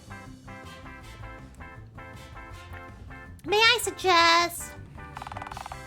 I'm not moving into your tent, no. Darn. That complicates things. Do you have savings? Yeah, I have a ton of savings taken from the wages from my near minimum wage job that I constantly also use to purchase food, power, running water, and a roof over my ink-churning head weekly. You seem to have a lot of weird horse art for someone who doesn't have money. Are you a tax cheat, Karen? No judgment, because I pay 0 taxes. But like... I do indeed pay taxes, and don't be silly. I didn't buy a single one of these paintings. You found all of these in a dumpster? No, Wait. Are you a thief? A scoundrel? Have you been looting, Karen?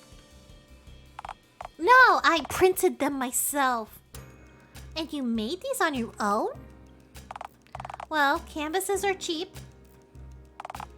And I need something to keep me sane when I'm not handling grubby green paper or drinking cheap wine. I don't understand. How? Well, my head produces ink in the shapes of images. But they're so horse-like. Just like one of the ones on the horsey go round, except real. Photographic memory. Well, no, it's not just that. Good visualization skills, I guess. I'm skilled at picturing things I've already seen, but vivid alien changes are my forte as of late, hence the funky coloration. You can do all of this in your head? And you were working for near minimum wage for 8 years? Well, that's life. Plenty of folks who are more qualified, skilled than me have worse lives. Here comes the artist part. Ah, you have to take what's given to ya. terrible life philosophy. Take it from Scoop. Yeah. You have untapped talent. You think mediocrity is all you deserve? Yes. It's not a case of what you deserve and what you don't. It's about what you get. Karen?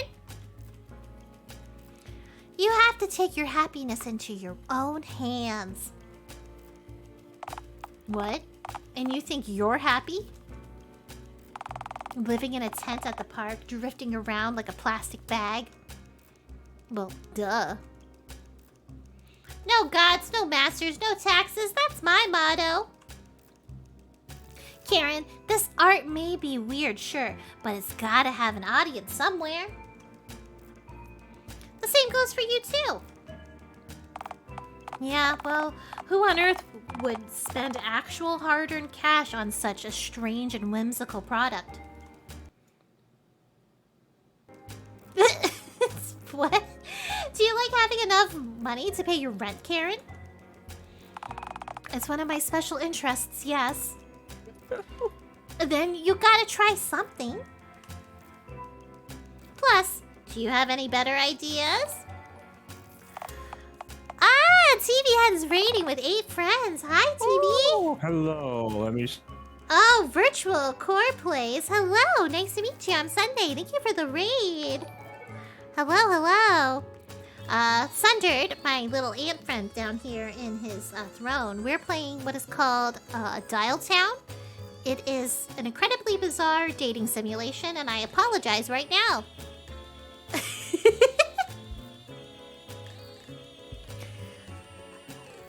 Shall we do some shout-outs? Let's see a shout-out. Oh, thank you, Sundered. Oh, Risk of Rain, how did it go? Oh, TV Head, thank you for the resub! Ah, thank you, thank you. Ah, so I can maybe assume you two were playing together, huh? How'd it go? Did you have fun?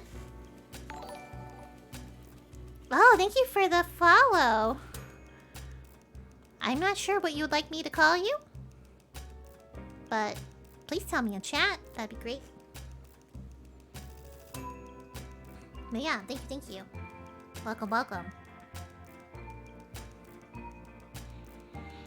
It went good. We played our screen head friend Pluto. Ooh, fun. I'm dating a printer.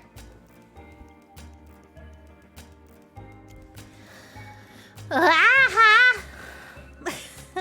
We must go where any self-respecting, undiscovered artist would. The street corner. Rancid yogurt.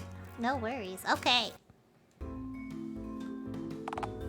Come on, QWERTY. Let's just go home. Nonsense, my ink-churning maiden. We've only been here for an hour.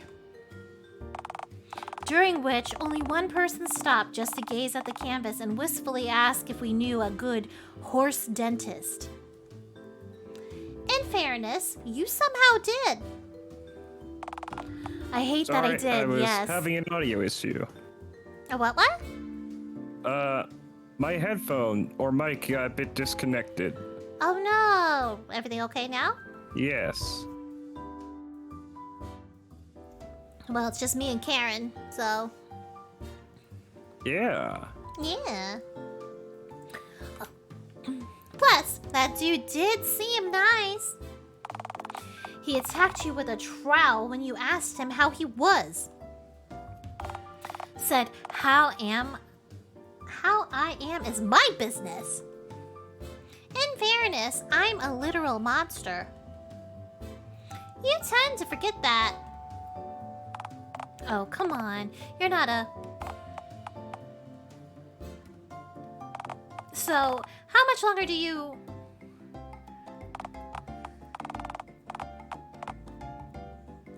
You're missing Randy. Oh. Sorry, I was just looking at Rancid Yogurt's page. Quick. Oh, what's he got going on? He or she? I think they're also a TV head. Oh! I love more TVs. I'm gonna follow him. So they've come to the right place. Yeah, we got all kinds of heads. We got typewriters, we got printers, we got phones. We got emus with shotguns for heads. We got horses with engines. We got everybody. Rafts with fire Ladders. truck Ladders. ladders. Yeah, and frogs with tape measures. Yeah. Yeah.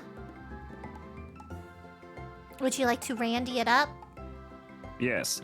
Hey, can I trouble either of you for some spit bear? Oh, hell, Rand. You're already making a doggo's dinner of this.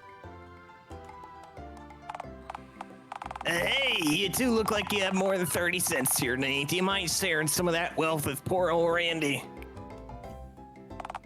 Sorry, bum. We're also panhandling. We just happen to have a talent that we can offer to the world in exchange for the meager amount of money that we require. That sounds wonderful. How does one obtain one of these talent things? Bye, Minnie. We'll see you soon. Mwah. Wow. Usually, though, years of dedication and hard work. It can't be found in your average back alley dumpster then? No, believe me, I've looked. Aw, crumbs. Well, back to the slums I go then. So you don't want to buy this painting then? What money? I'm begging for 30 cents. You think I can afford $4?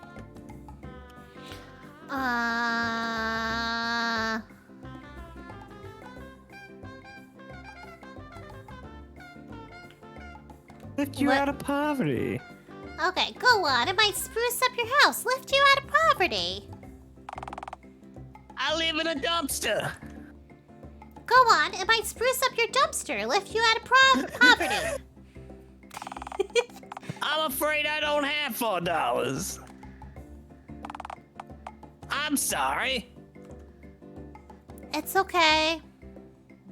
Bitch. Now, be gone, you smelly beggar. All right, Kendo, please don't hurt me. You know, you really shouldn't be so mean to the less fortunate. I live in a tent, so I'm sure he's more fortunate than I am. Plus, you don't see me shamefully begging around town. Weren't you begging for literally anyone to take you to the fun fair yesterday? I had nothing to lose but my pride. Right. Who's Hey, this? what's going on over here? This is a lady. Yeah. We're trying to sell this horse painting without success. Cool, cool. What question, though? Say, is that a horse? I just said. Wait. Are you day drinking? This one. I like this one. Hey, you too, green one. Say, are you free to... She's mine. Back off. Oh, jeez. Oh, bummer. I was gonna ask you the Dialtown Art Gallery Expo tonight. They're having some expo tonight, and there's gonna be like art and shit. Art, you say? An art expo in the art gallery? Wait, did you just say art? Be gone, drunkard. Right, cool, cool. Anyway, Hang on, is that a horse on there? Away, shoo! Right on, right on. What a... Well, someone sure has a jealous spark, don't they? Shut up. That means you care about me. You loser with your feelings. No, let's just drop it, okay? On an unrelated note, we should get to that art expo. Why on earth would we go there? We're trying to sell this painting, not steal another painting to sell. Because then we'd be back to square one with 2 unsold horse paintings. No, I mean, maybe we should pander to those hipster art snobs. After all, the common rabble has failed us. So that's it then. Unless you have any other ideas. Nope, no ideas. To the gallery we go. Alright then, follow me. I know exactly where it is.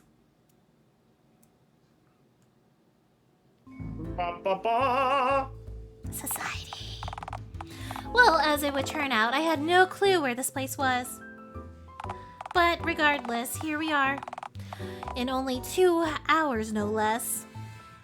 Wow, look at all the paintings. These many art. Any art. Look at all this Really? Are you high right now? Only on you, a wink. A wink. Sorry, I'm not in the mood, QWERTY. This place. See, I feel like any other sphere, an igloo made out of human feces with this is what Ale Society scrawled on the side would be rightfully spurned. They say the definition of modern art is that it evokes the same powerful feelings as classic art does. But you can no longer discern why. Well, in that case, that Mussolini portrait made out of pasta, captioned, douche, truly is art because, man, that thing made me feel a whole wave of agony. How do you think we can get your work displayed here? I don't know. Maybe we have a book and exhibit, and that's only if they like my nonsensical riffraff pure no. Let's just rip the worst painting down and put yours up. Nobody will ever know. And if they did notice, they'd probably thank us. I don't think that's how it works. You're telling me you don't want to rip Il Douche straight from the wall? You know I'd love nothing more than that, but I don't want you to... I mean, I don't want me getting in... Ha! You do care. Shut up. Shut up. Shut up! Ma'am, are you having a problem? I understand that pieces such as Il Douce can produce complex emotions, but please keep your emotions to yourself or I'll have to. Hang on a moment. You're the drunkard from outside. I am? Yeah. Are you the curator here? Oh. Yeah, I am, right? Oh, that's why you're drinking. Because of the expo function. You're celebrating. What expo? The one you told us about earlier? Oh, that. No, you misunderstand. I'm simply an alcoholic. I don't. Imagine you had to view Il Douce several times a day, every day. I understand completely now. Honestly, it's commendable that you're not, like, on heroin by now. Not on work night, sis. So, like, can I help you? Can you put my friend's painting up on the wall, please? Sorry, the wall's full of this shit. If I remove anything, I'll get, like, sued for censoring magnum opuses. Opera, such as...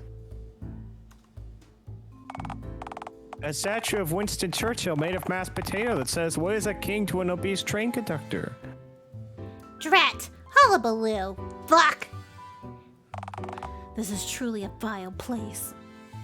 Say, what's the deal with this expo anyway? Why is any of this a thing?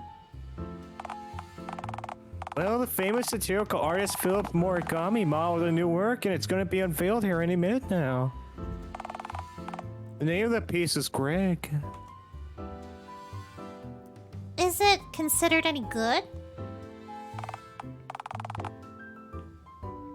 Wait, Drake? No, you misunderstand. I'm simply an alcoholic, is what I tried to tell them, but they said they were not accepting more applications for professional forklift certified warehouse workers. That's unfortunate. The pandemic's hitting every industry, I swear. No idea, since nobody's allowed to see it yet.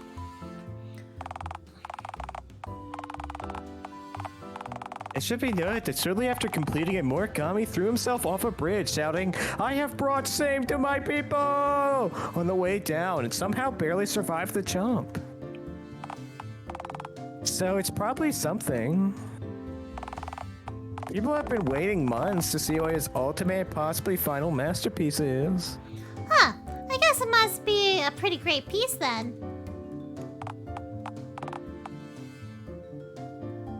Oh, phone lord, no. No.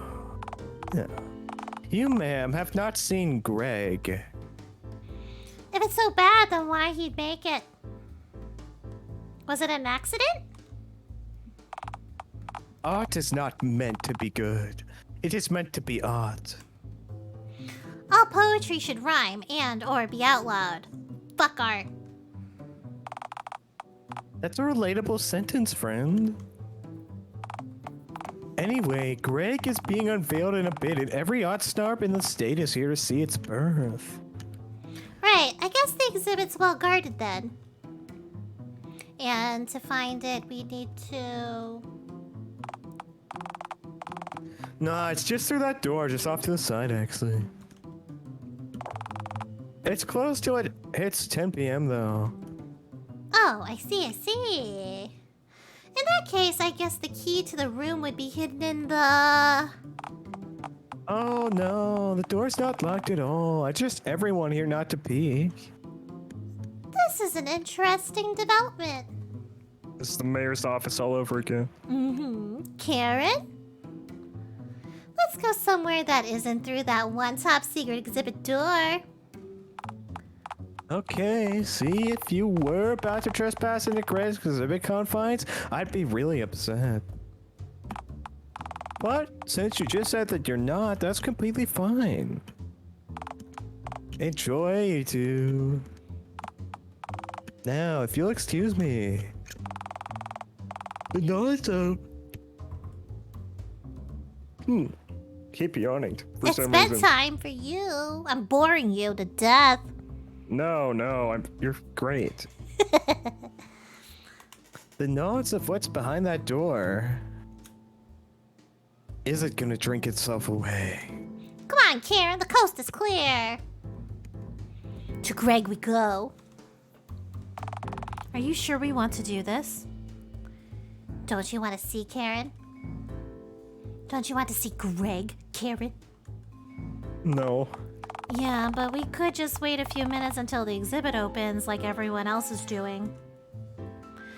And spend minutes more amongst this mind-numbing, pretentious hogwash? Well, we could leave and come back. Right, and enter a crowded exhibit. The noisy, crowded exhibit. So, my choice is either to sneak in with you illegally or to simply not gaze upon whatever the hell this sculpture could be. Essentially, yeah, that's your exact choice. Da, da, da. Okay, fuck it. Let's just do this quickly. Besides, I don't want to spend too long in that room with how accursed this whole exhibit sounds. Oh, come on, I'm sure it couldn't be that. Oh. That is something. Oh. Oh, no, this is... The cactus. The vapid commentary. The pretentiousness. This is the worst thing I've ever seen! QWERTY, are you... Karen! I can't! It's garish, it's foul, it's... Greg. I can't let this evil be unleashed onto the world. I can't let Greg be unleashed to an unsuspecting public. I must contain it. No. Destroy it. QWERTY, you can't just... Greg is priceless. Me don't care. Me no care, I say. Me don't care. Well, me don't want you to get arrested for this. Why the hell am I even objecting? You know what? I'm officially checked out. I'm not putting up a fight. I'm just a witness at this point. Borderline accomplice, legally, perhaps. Charles Deering would have wanted this. It's survival of the fittest.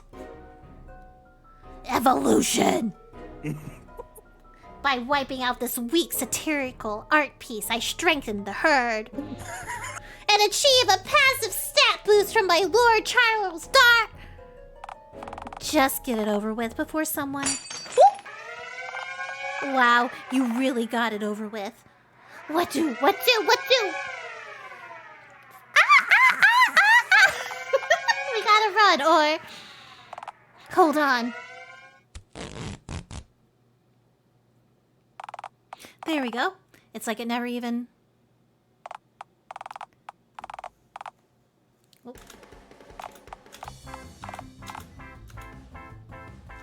No, I don't want sticky keys. God damn it. Fuck you, Windows. There's your lines. Hey, the alarm went off. Who moved the fucking... Oh, hey, is that a horn? It sure is. Yes, person, we're just meeting for the first time now. Nice horsey. Wait, why did I come in here again? Say, what's all the... Oh, hey, horse painting. Nice. Guess the origami exhibit got moved. Oh. Fuck origami. Is that a horse? Is this working? Why is this working? Don't question it, Karen. Just run with it, like a horse. Why is there rubble all over the floor? Who cares? Just scoop it up and toss it in the trash can.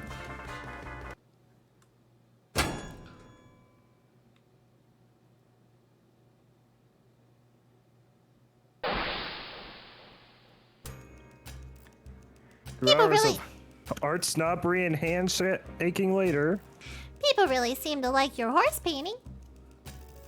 So much so they forgot about that origami asshole's art. We just destroyed a European 81-year-old man's magnum opus. We really... Should we really feel good about ourselves? Yes. I appeased Charles Daring's ghostly spirit. I might have saved all of humanity for all we know. Yeah, well... I just spoke to the curator. Oh? Well, as it turns out, Origami actually survived the jump after completing his painting, but only by the skin of his teeth. It wasn't a painting. Yeah, it was a sculpture, dummy. But as of the last few hours, has taken violently ill and now is back in the hospital.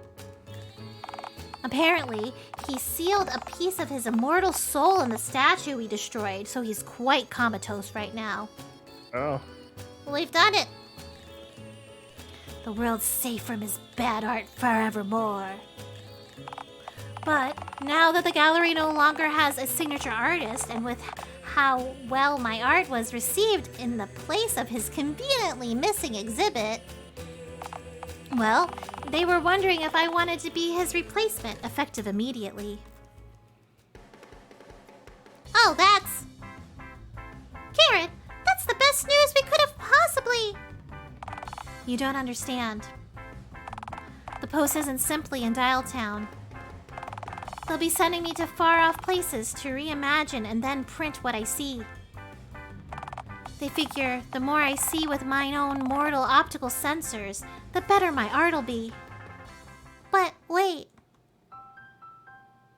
You're going to leave me? Well, I would like for you to come with me.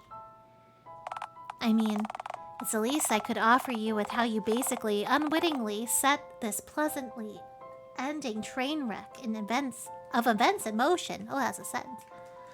I would, but... What about my eggs? Well, you couldn't move the nest, could you? Right. So, my choice is to go back working at the bank so I can afford my rent and still get to see you. Or you can leave this dead-end town and enjoy the rest of your life. I don't want to. I mean, I can't just... I miss you. Yeah, well, there's nothing left for you here. You need to seek happiness. I want you to go because I know it'll change your life. So, this is it then. Don't worry, I'll write. I can't really. See, reading's not quite one of my... Relax, hun. I'll make pictures, remember? You're good at reading hieroglyphics, right? I sure as fuck am. Who knows? I might even send you a handful of gravel with each note. Even the occasional handful of peanuts if you're a good girl. But what if I'm naughty? Then you'll have to go to the naughty girl house. AKA prison. But I can always just reroute my mail there instead, so worry not. Hold on, I got something for you.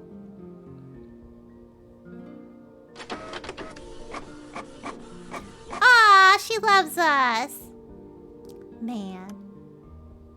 Who would have thought that the good ending for this route would be so bittersweet?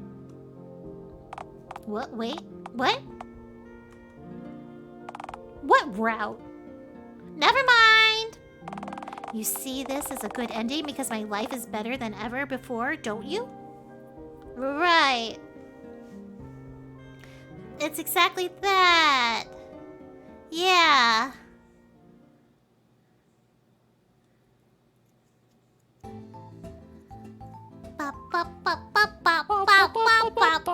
Where the ending where it all works out for Karen.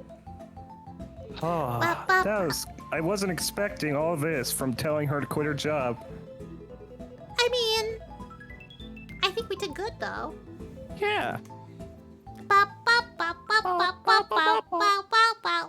Okay, so what I think. Let's press load game and see if we got that check mark.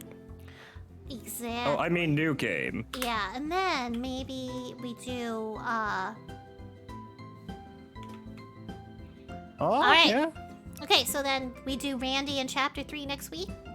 Yeah. Okay. Although I kind of want to see what happens with those other Karen options. Other Karen options. You know, we saved at a route-changing decision. We saved at 2 route changing decisions. Well, one was only like 2 choices, and one was like 3 choices. Okay, we'll do that, and then we raid Mini. No, we can raid Mini now, or actually, yeah, let's just try one of those. I gotta get back to...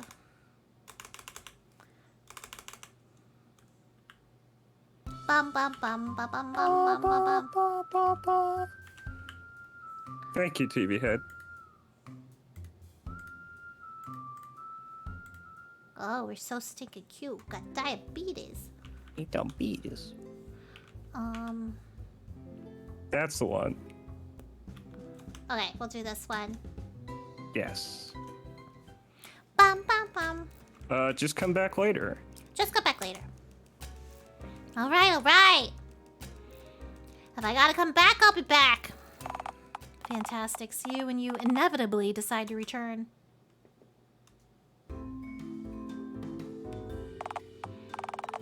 All right, you've successfully done it. You've placed one foot in front of the other and displaced yourself outside the confines of the bank. Congrats. When go? When go back? I don't know, I never. Less busy it is. So I just wait? Seems it. I'm sure you won't be waiting for long. What? Hang on a second. Yeah, I was about to say. Have I been loitering here for 24 fucking hours? 25 continuous hours by my count, yes.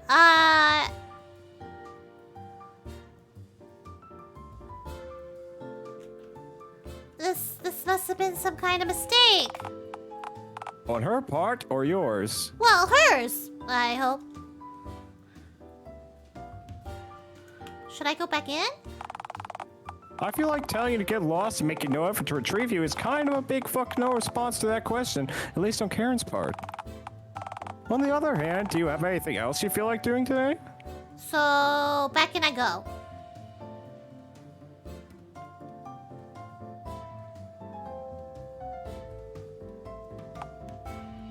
I must ring for Karen! Where? Where is the rope? See, that's really a good sign. Karen, you wench. Karen! I summon thee, big harlot. Karen! What? Karen, the belly dancing boy is absent. What? I know, because I took it off to stop ringing excessively. And yet... Oh, this is so you, Karen. Fine. Use as much attitude as you want. Doesn't revoke your ban. But ban? I don't understand. See, the thing is, you ended up disappearing for like a whole day, and that gave me time to actually think. I realized that I really don't feel like dating a lime-hued, hexa-nippled Neanderthal. So, I just told security to put you on the remove from premises list. Gay babies who are not allowed on premises list. That's me. Note to self, replace sketch with a photo of from mayor. Oh, Dad, look, it's me. I like the flames.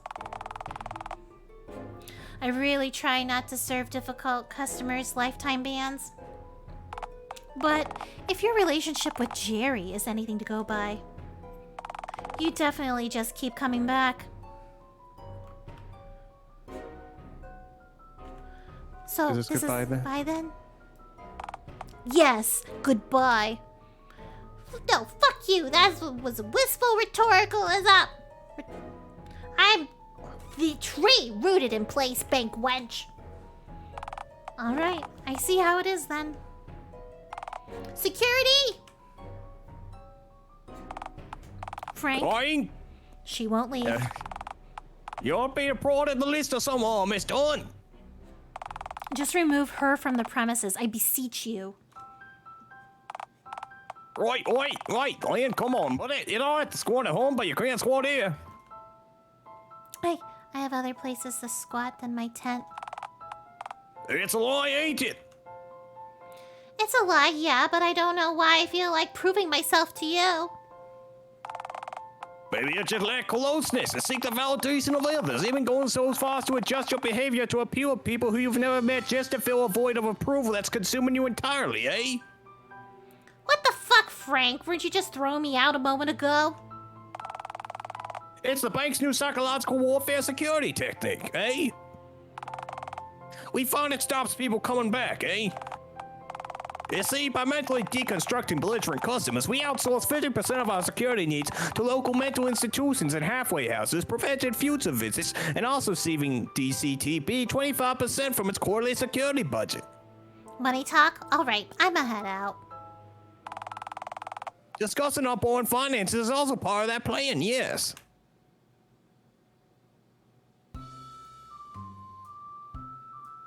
I'm so fucking mad. Oh, cheer up, buddy. It's not all that bad. Dot dot dot. Dot dot dot. Okay, so, like, fine. It is all very bad, yes. At least that whole exchange killed a few seconds, though, right? I'm so fucking mad. Why? You've gone on exactly one and only one date with Karen. You're the romance equivalent of a free sample platter of deviled eggs. A green platter made from various skins and leather stitched together. Oh, and your eggs smell like fragrant syrups and nectars. Besides, wasn't all of this just to gain entry to the fun fair so you can unload your vile, lime-scale-coated offspring? What do you feel she could possibly owe you? Nobody throws QWERTY to the curb. Vengeance! So, what you gonna do? Storm a heavily patrolled financial stronghold, guns blazing, just to berate a woman for not being romantically interested in you? Come on, QWERTY. Point taken. That might have ended all that well. It would be absolutely end with your demise, incarcerated at Dialtown jail. AKA phone juvie supreme. Maybe I need to think outside the box. Aha! I know just the thing. Aha! Me nectar. Oh, QWERTY, I have to insist you don't do this. Fuck you, I do what I want. Nectar Supreme! Question. ASMR's stream of Sunday saying nothing but ... when. Nobody wants that. Nobody wants that. Nectar Supreme! Stop pulling at that! If I want to think outside the box, this is how I'll do it. This won't end well. This will end well.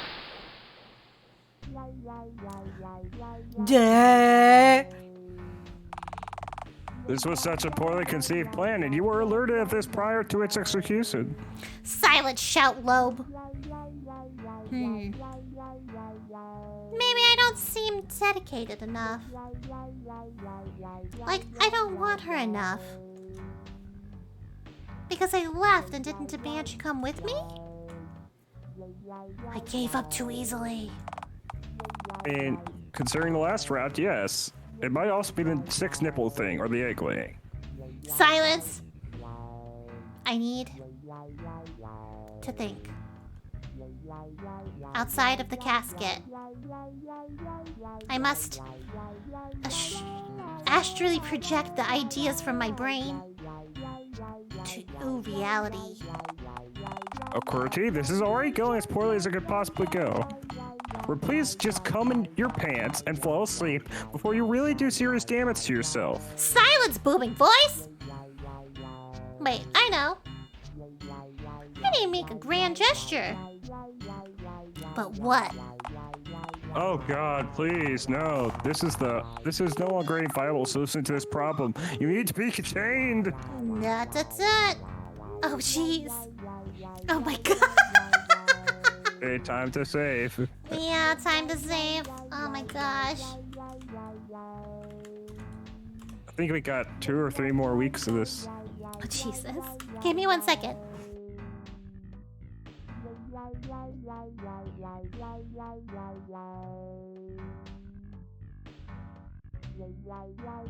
I think it's time to wrap the blank.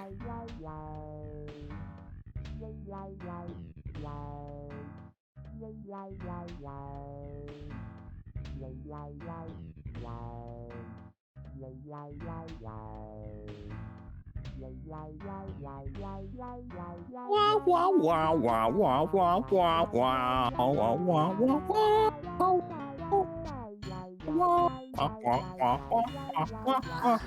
wow. We're gonna rob the bank?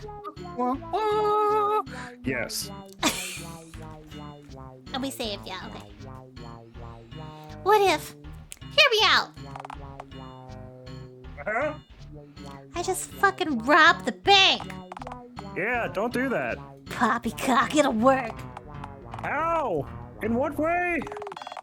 And what are you hoping will happen? That Carol will be too afraid of you to say no? Yes, You're a dreadful person. You frighten adults and children alike. I care not. This is a really poor idea. I urge you to. Oh, come on. Fading out to the screen while I'm real mature. Real mature Sunday. I didn't do it. So, you're really doing this, huh? I have to. For Karen. Well, I see you've got your little kit prepared. Care you discuss any of it? Nah. Sure. So, what's your strategy then? Strategy? What's your plan? I don't understand what you mean. See, this is already a worrying start. Okay, say you just charge right into the bank. Now what? Huh. I'll figure it out before I walk in. Yes, sir, you won't forget? No, of course not. Of course not. Everybody on the ground, this is a robbery! Move even an inch and I'll squirt.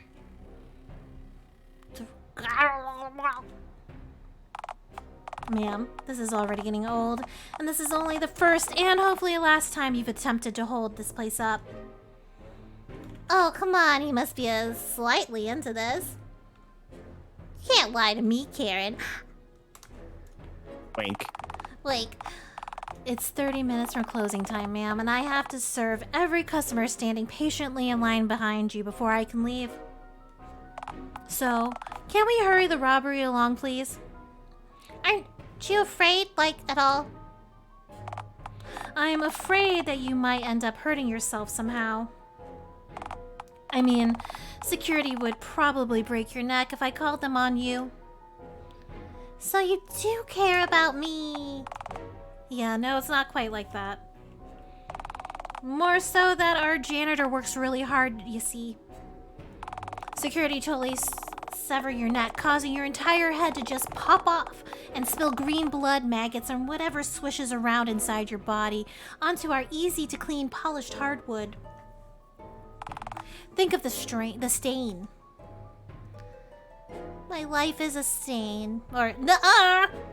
My life is a stain. My life is a stain. Okay, look. I do feel mildly sorry for you being a sentient primate with empathy and all. But can you please hurry this along? This is serious, Karen. Well, oh, wrong. Well, so is my relaxation. I have a microwave dinner at home that's just 6.5 hours from reaching its best by date. How's that for serious? Oh shit, Karen, I had no idea. Look, how about this? I give you like $100 to go in a doggy bag, and then I'll like call the fuzz in the morning and have you arrested instantly. You get $100, 12 to 16 hours to go ham with it, I get to go home tonight and eat my microwave dinner. And best of all, once you're in jail, I don't have to deal with this ever again. How's that for a deal? Karen, this is about more than just $100.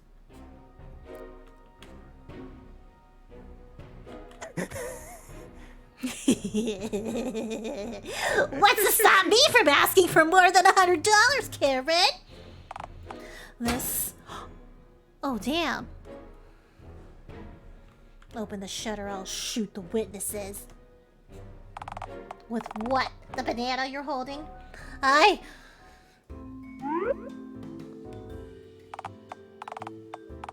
Nice to meet you. Friendly neighborhood witness here, you know? One of the ones you just threatened to shoot. Ah, fuck, this is it. No, sorry about interrupting. I just realized that you're like robbing the place and stuff, or at least you're darndest to. Maybe I just say you are awful at this.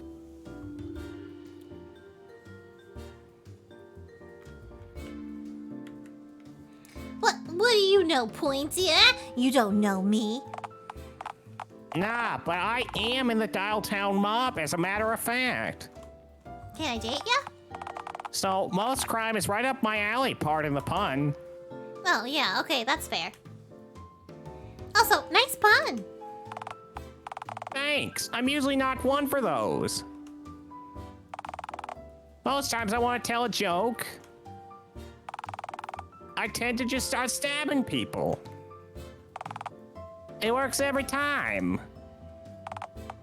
Anyway, yeah, I was actually about to rob this place myself. But now that you're in the middle of it, I won't step on your toes. I'll just let you finish this train wreck on your own. Besides, the cops are sewing up in its inevitability at this point, so I might as well just stand back and use this as a free market research. Get lost, man. You're using up all the crime in here. Alright, fine, be that way. Enjoy jail, I guess. Call me at 1-800-MOB if you need a lawyer who's more crooked than my aim, which I assure you very much crooked. It's all the hard drugs, you see. Okay. Thank you. What a nice man. Anyway, can you, like, please lift the shutter and stuff? I don't like the lack of options it's giving me. No. Drat. Thought that might work. Honestly, the most fascinating part of this oh so hilarious character study on Dialtown's weirdest citizen is the equipment you thought you needed for the robbery itself. I don't understand what you mean. I packed the essentials. Alright, did you organize a getaway driver? Well, I did leave a large stray dog outside. Took me a while to find one large enough to fit both of us on its back. The one that the street washers lured away a few minutes ago with some raw meat. Et tu, Dougie? Your weapon of choice is a banana, which... I don't even know why you choose a banana of all things. It's kinda gun-shaped. Figured you wouldn't notice it from a distance, the distance you are away. From less than 5 feet away, behind a mere single pane of bulletproof glass? Yeah, see, when you say it out loud... The banana is also peeled. Well, yeah, in case I get hungry. Bananas are objectively a fine source of potassium. Right, yes. I see you're also wearing a shirt this time, and boy, is it fitting. Thank you, I found it in the trash. And it came with a hole over one of your nipples, no less. I actually added that myself. Show a bit of skin, add a wee bit of sex appeal, you know?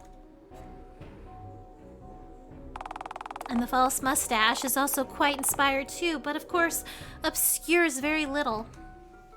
Ah, shit, I forgot I was wearing this. Oh my god, did you see what the space bar says? What? I completely gave myself away. I couldn't have gone undetected. Ah, I see. Crime guy. Rookie mistake! To be clear, it wasn't so much that you forgot you were wearing a stash, but rather your glistening slime-hued skin and stitched-together skinhead. The sunglasses didn't help you an awful lot either. Well, maybe I just don't like eye contact. Neither of us have eyes. You're right, yeah.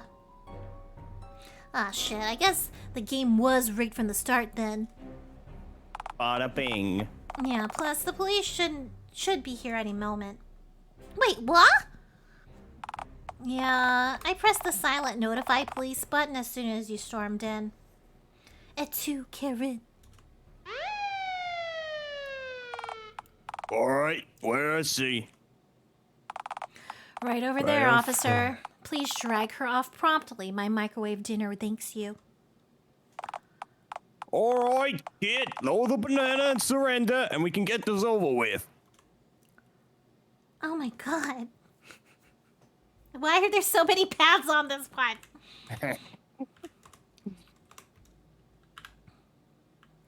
I'm not surrendering. I'm not. Okay.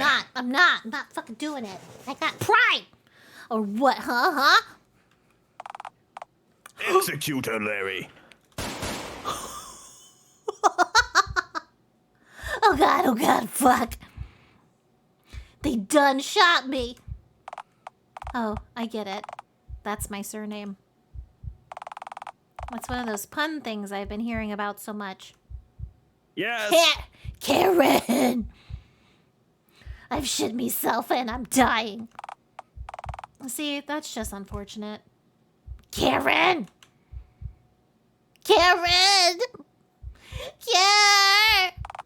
Okay, QWERTY, look. Can you, not repeatedly wail my name using your dying breath like that?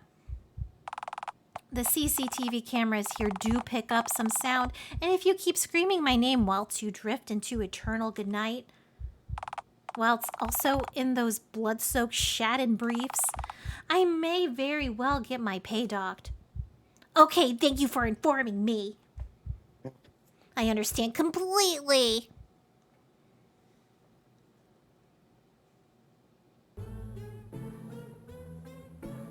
Ending where you get shot during a botched bank robbery, shit yourself and die. Wow. Wow. So we're gonna see what happens if we choose the other option? Yeah, and then we'll wrap it up. Yeah. Hopefully, it's just us going to prison ending. Oh my god, maybe Randy's there again? Oh God, I hope not. Why? I do not like Randy. Why don't you like Randy? He's a trash person. All of these people are trash people. Okay, bye, Karen. Bye, mob guy.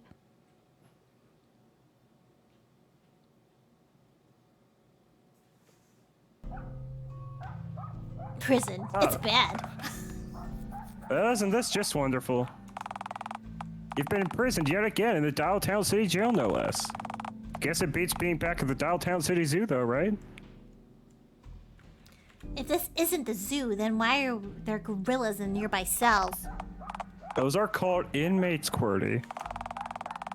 They substitute 25% of the excess body hair gorillas usually have for crime. I don't know, they look pretty hairy to me. They do still tend to have about 3/4 of your average gorilla's body hair, yes. I think they might let me off for good behavior. Well, can you behave? Is squirting considered a felony by our fair legal system? If it is, you'd have gotten the death penalty by now. Come on, QWERTY. Well, now that you're again in captivity, I guess I wanted to ask. Do you have any regrets? I guess I regret not eating the banana before my arrest. Uh-huh. And why's that? Valuable source of potassium. That shit burns with a purple flame. Purple. Badass. Well, I guess you might as well just wait until someone comes to break you out. Good stuff. And now for a poem from yours truly. Ahem. I am a creature.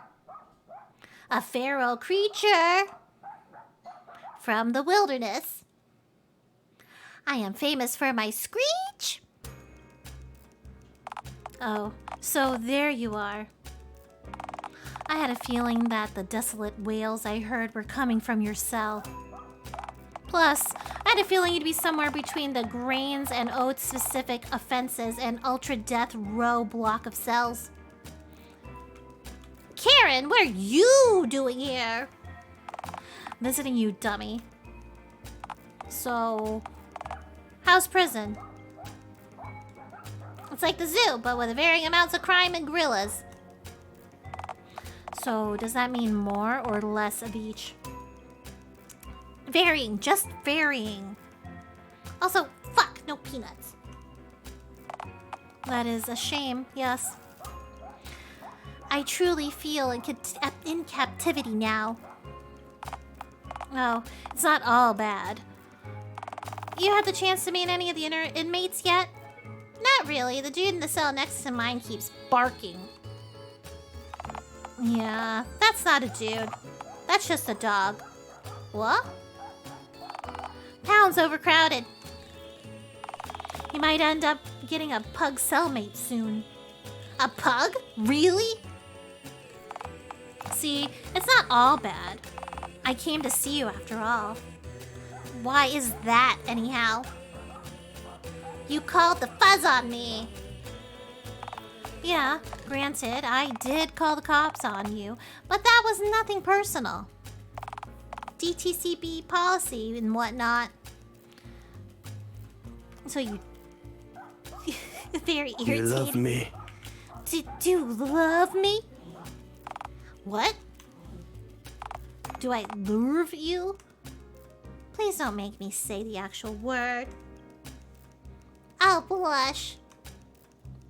Look, you goof. After you left, I did some thinking. Mainly about how bored I was until you arrived, and only before you arrived. Having a weird wrench hold up your bank with a banana seems to be the definitive cure for that. So you do love me.